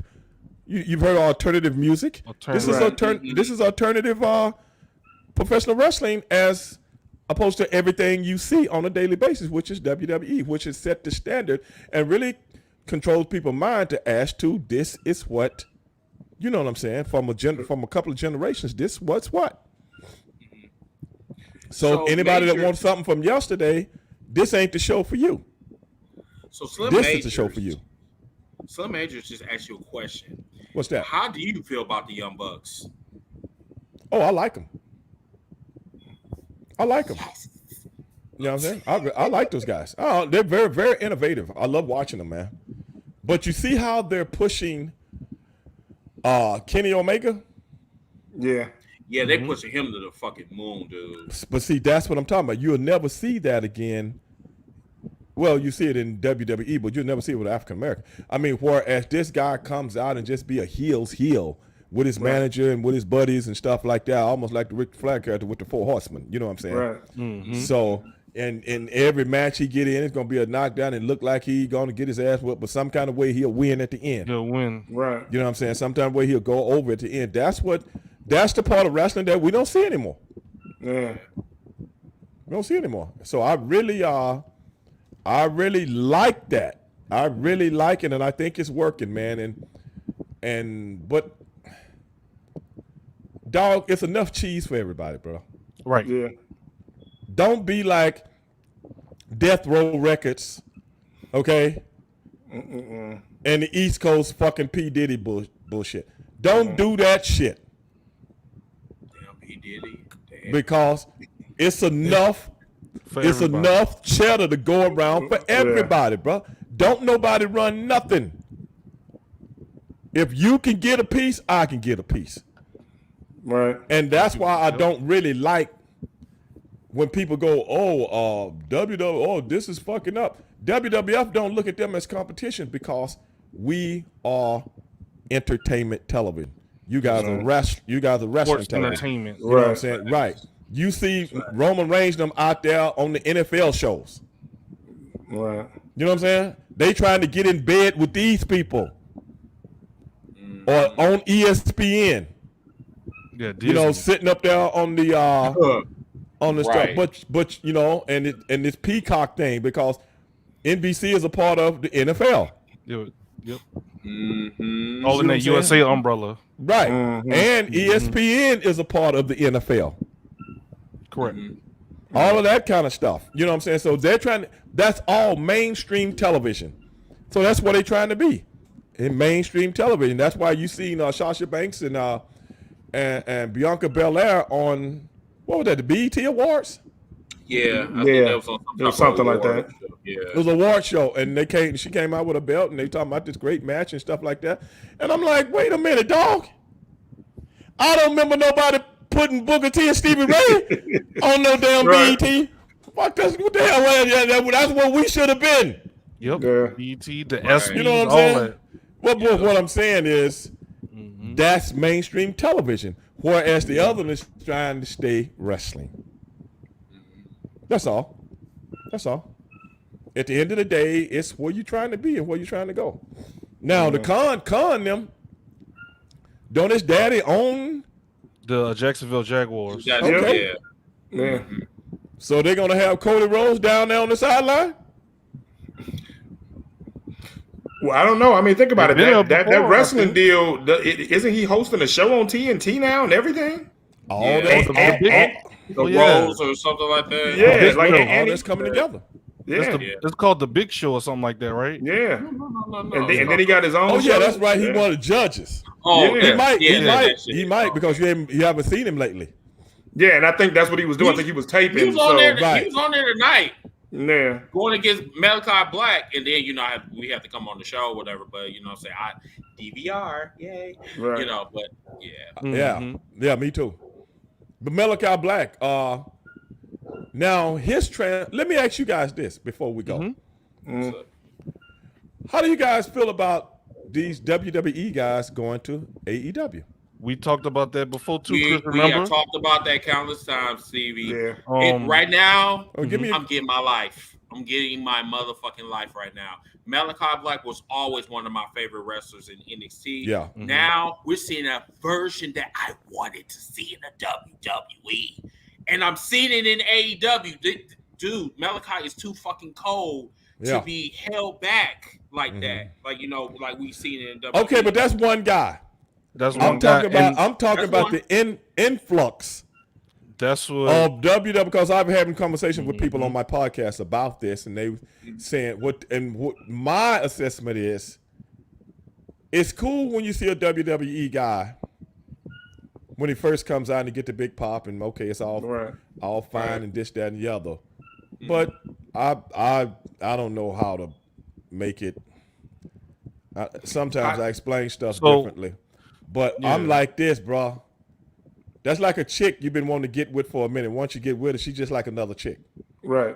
Basically, I was about to say, I know where you're coming from, or what you're trying to say, because I kind of felt the same way. Right. Like mainly, I think what got AEW to the dance was because they used a lot of indie stars, a lot of unknown. That's so it was a lot of flavor. It was fresh. Like, man, who is this? Point. Wow. Right. And when you start bringing up people that we are like, well, we already know who this is. Right. And you pray that they don't bury the people you don't. Like, I still want to see a whole bunch of new people. That's my point. Yeah. That's my point. You just made my point.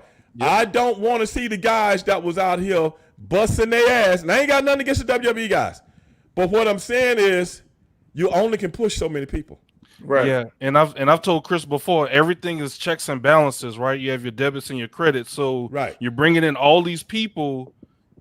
Eventually, you gotta, even out the roster a little bit. You gotta let some people go, hypothetically speaking. That's fact. Because there's only so much TV time for so many people.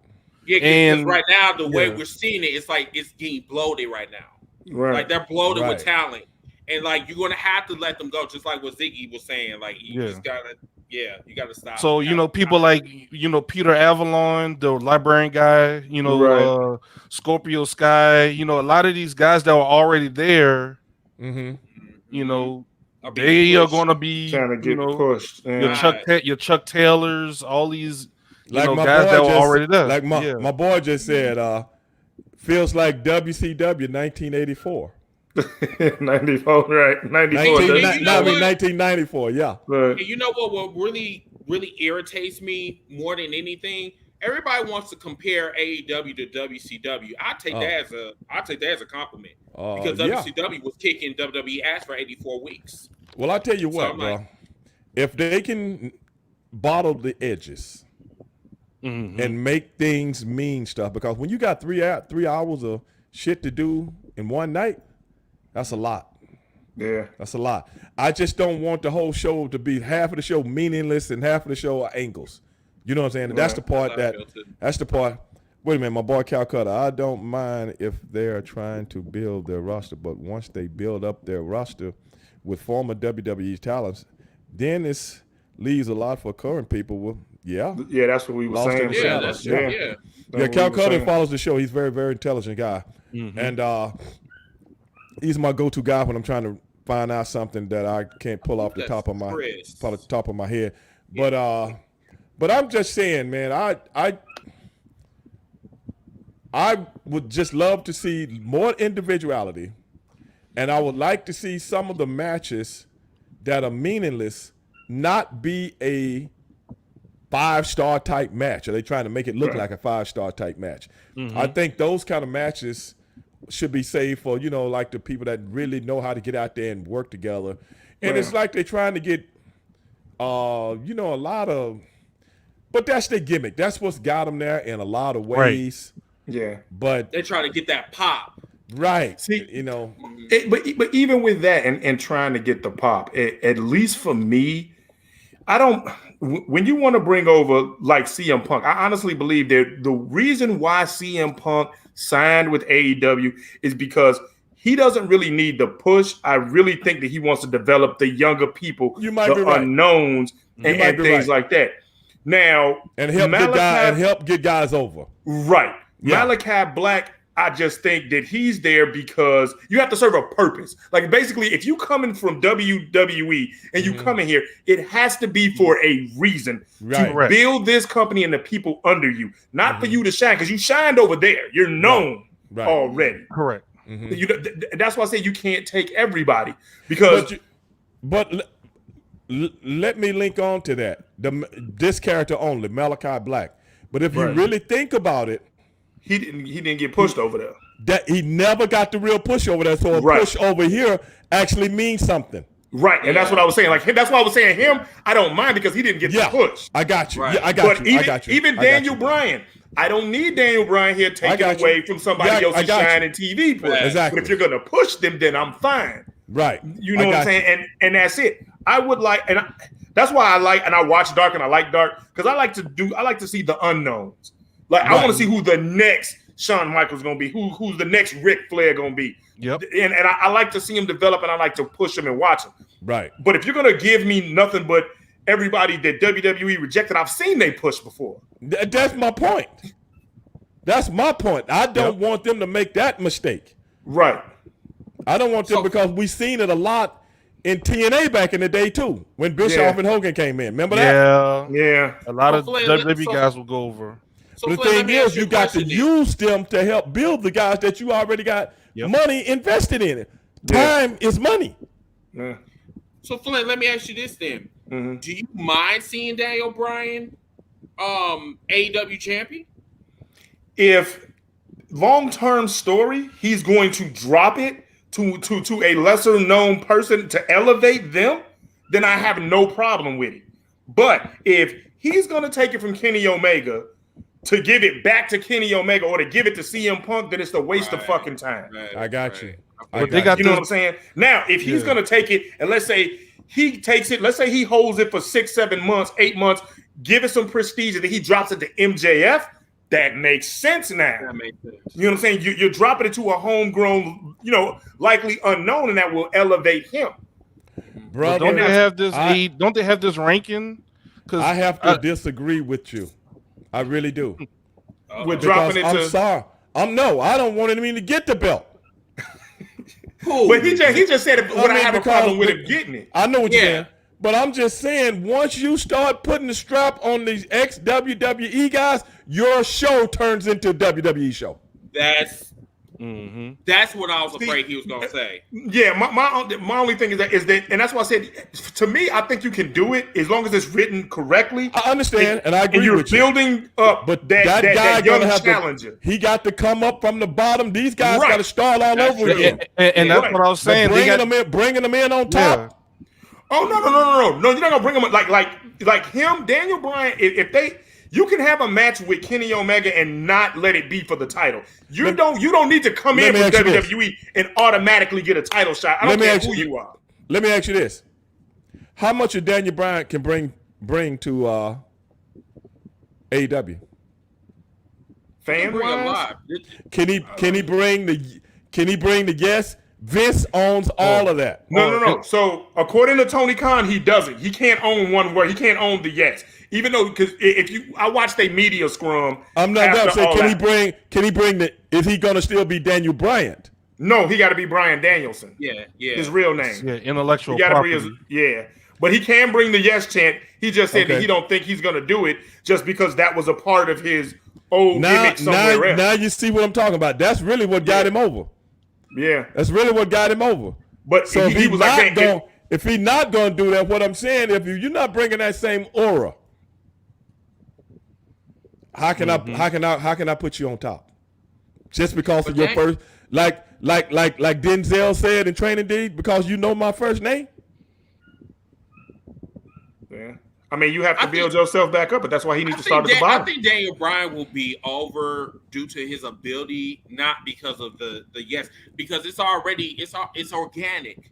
Fans are going to do that regardless anyway. They're going to do the they're going to do that. So, So I'm just saying, man, because the AEW guy, I mean, Daniel's a little guy. You know what I'm saying? The AEW guys are kind of pushing bigger guys as far as up here where the titles are. Right. Well, the big titles are now down for the, the TNT. Yeah. Well, shoot, think about it. Even Miro is huge as the TNT champ. Yeah. Size wise, Yeah. he is man. Yeah. Right. So, But I'm just saying, Daniel just said we don't need to see any more ex-WWE wrestler push, and that's that's the same thing I'm saying. A couple of them is one thing, but Right. if they're gonna get an influx, bro, then you turning your show into, because people I'm gonna tell you right now, their ratings, the people are out there buying tickets to see AEW. yeah, Yes, facts. right, facts. That's facts. They selling out because the AEW is different. Now, if you're going to give us the same old guys, Right. I mean, I ain't saying nothing wrong with that, because I'm all about all wrestlers having the opportunity to wrestle. Right. I'm just saying, be careful with the influx. Right. Honestly, I think Sometimes Bray would be too my many, last one. Sometimes too many, and if you bring them in, they can't work on top. Right. Because Yeah. these guys got a WWE attitude, man. I'm a star. Everybody else in this motherfucker just trying to get by. Right. Now, I'm not saying they bringing that in the dressing room, but I've been there. I know how people think. Them egos. Yeah. Yeah. Right. The egos. Yeah, that's the ego. That's the one thing that I'm really worried about AEW. So- They got way too many egos in their company. Miro Chris- finally getting over again. Yeah, that's right. I mean, because they changed his whole name. Yeah. You know what I'm saying? Miro. You know, I Chris, think when I was I'm down at the hoping- deal, go ahead. No, go ahead. I was just going off of Chris, and like you were saying, Stevie. Well, I'm hoping that, because I know when AEW started, they said that they records will matter. They just not gonna have anybody just come in and get a title shot. So I'm I don't hoping. know. They're not doing that, bro. Because I was trying to bring that up earlier about Yeah. the AEW. Yeah. I always talk about this, Chris. Don't I talk about this? He hate the records. They- When he come the on there, I'm rankings. telling you, y'all want to talk about facial expressions. This man got a fucked up ass facial expression. The- He's like, man, these fucking. I said wins and losses matter, and they have the rankings. But Daniel Bryan is already facing Kenny Omega, but you got Powerhouse Hobbs, who's supposed to be number 2. But that's what I'm saying. I don't know if he's facing him for the title. He might be facing him because they interrupted each other and they talking shit. But if he, once again, it all depends on how they do this. If he faces Daniel Bryan, Yeah. he better beat him. And he better beat him like he's supposed to, and get your ass back to the end of the line where you belong. If I'm AEW and I'm one of the agents or helping with put matches together, the first thing I would say with a guy like CM Punk or a Daniel Bryan, I would tell the AEW guys to go out and say something like, Punk, just because you was a somebody gimmick up there, that don't mean you gonna do nothing down here. Right. You better know your beans from your cornbread when you step in this ring with from an AEW star. No, Right. because you have to take That's that. right, though. Take that moniker and make it seem like, hey, this is where, like we used to say, where the big boys play. Right. You know what I'm saying? You coming from that scripted stuff up there, Right. brother, you better know what, you know. Right. Right. Don't step to me like you running something down here. You know what I'm saying? Talk down about WWE. You see what I'm Right. saying? Yeah. Talk down to the talent. Talk down to WWE. I mean, even though I don't know if they say the name. I don't know if they can say the name, but even if they did, you know what I'm saying? do. Hey, well, I don't know. Yeah, I'm they just do. saying. So if Right. they do, say it. Yeah. But the one thing that I will say about AEW is a lot more competitive, though. I like that. I like that environment. It's a lot more competitive than it is in the WWE. Oh yeah, but like I said, two totally different floor mats, man. Right. Two Definitely totally different. floor mats. Totally Totally different. different. I don't even look at WWE. Like I said, I don't even look at WWE as a wrestling show anymore. It's a good, entertaining show. It's like Ringling Brothers and Barnum and Bailey Circus. It's a good Steve- show to take the kids to. Did you? Yep. Speaking of that, what do you think about NXT? Or excuse me, Nickelodeon. What do you think about? I don't watch it, man, because it's a developmental thing. I don't watch it. Right. You know, I want to look at the main event. Gotcha.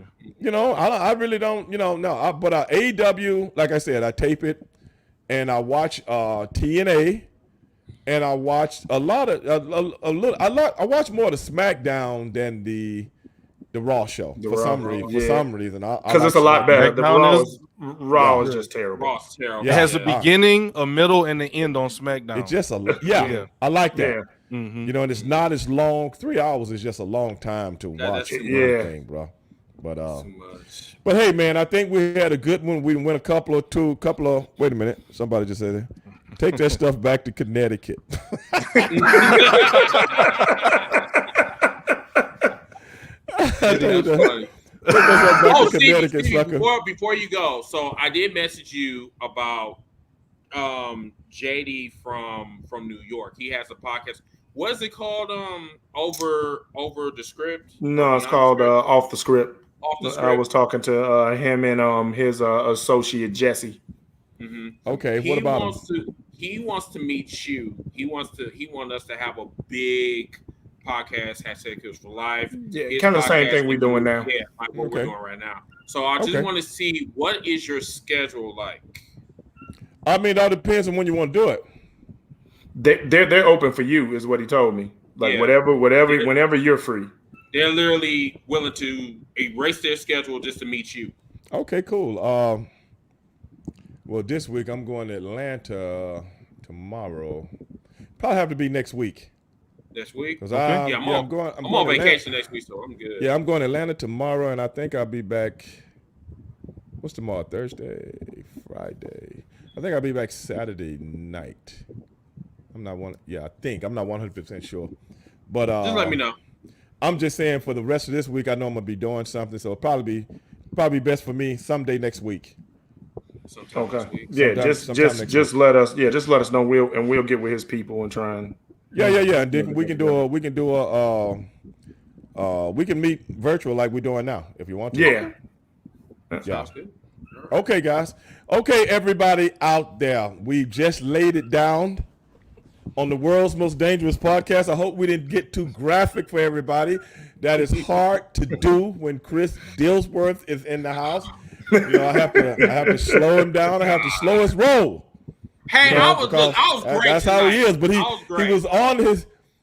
was on his best behavior tonight. He really was.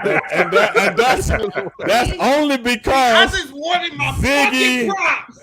That's only because Ziggy and Flint was here and they haven't witnessed it, and he doesn't really want them to know how he really is. You know what? I know how. It's because of them too, dog. Like I said, you know. Ziggy really been like talking about Chris. Can you kind of calm it down?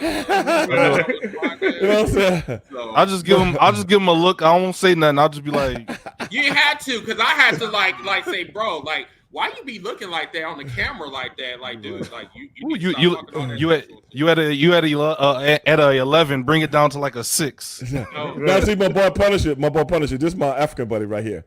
He said, Steve, I heard you were going to be on the episode of Walking Dead. Oh, was you?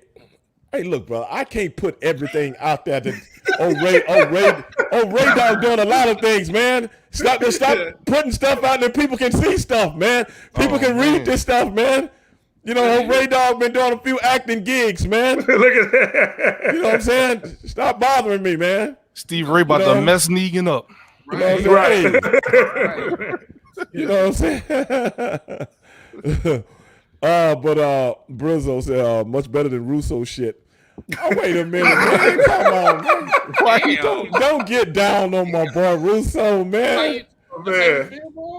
Come on, man. My boy Russo is my boy, man. I've been cool with Russo since he came into WCW. Why? I don't know. But I swear to God, me and him hit it off. Yeah, I don't know. I've always been able to relate to him. Everybody else I know want to throw him off the side of a cliff. But I don't know. Like, he get a lot of heat in the IWC. Yeah. Oh man, Russo, he get a lot of heat. But I'm gonna tell you, man, if you guys actually knew Vince, you would like him. Well, then again, maybe it's just me. I don't know. Shit, I don't. I take that back. I'll take your word for it, Steven. Right.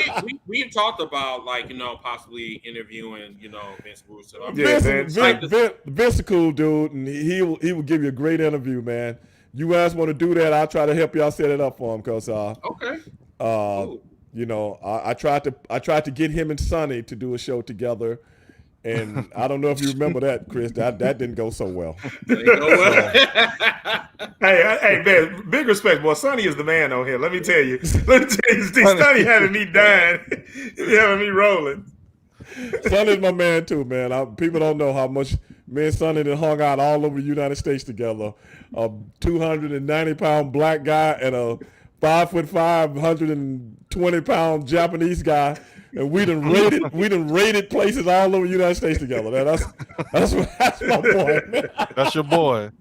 I ain't lying. That's my boy, man. I mean, shit, we done.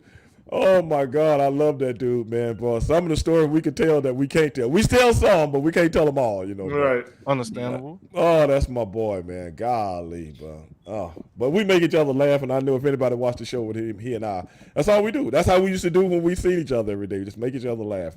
But ladies and gentlemen, the guys got to get out of here. I got to get out of here. Appreciate everybody watching, and I hope we answered some of the questions that people have been answering or asking for quite some time that Chris and his buddies been dealing with. I figured I'd get in on it because I seen the verbiage last week that was trending, and I hope from an intelligent way of looking at things, I hope we helped everybody out out there look at things and know from an African-American perspective, professional wrestling sometimes it's no different from anything else. So never think it's going to be because it said professional wrestling up on the marquee. So for my man Ziggy, for my man Flint, and for my main man, Mr. Chris Dillsworth, who lays it down, why he didn't today, I don't know, who lays it down every time he comes on the show, guys. And hey, I appreciate it, man. And hey, next week we get together and try to make that thing happen. We got to do this again. Next, we got to start thinking up heavy topics, and then we'll chop it up. Yeah. How about that? Yeah, that's cool. Yeah. That's cool. You know what I'm saying? All right, guys. Definitely. My man is Stevie Ray. This is the world's most dangerous podcast, and I will see everybody Monday with my main man Jimmy Tibbs. I am Stevie Ray. Peace. Good night, y'all. Good night. Good night.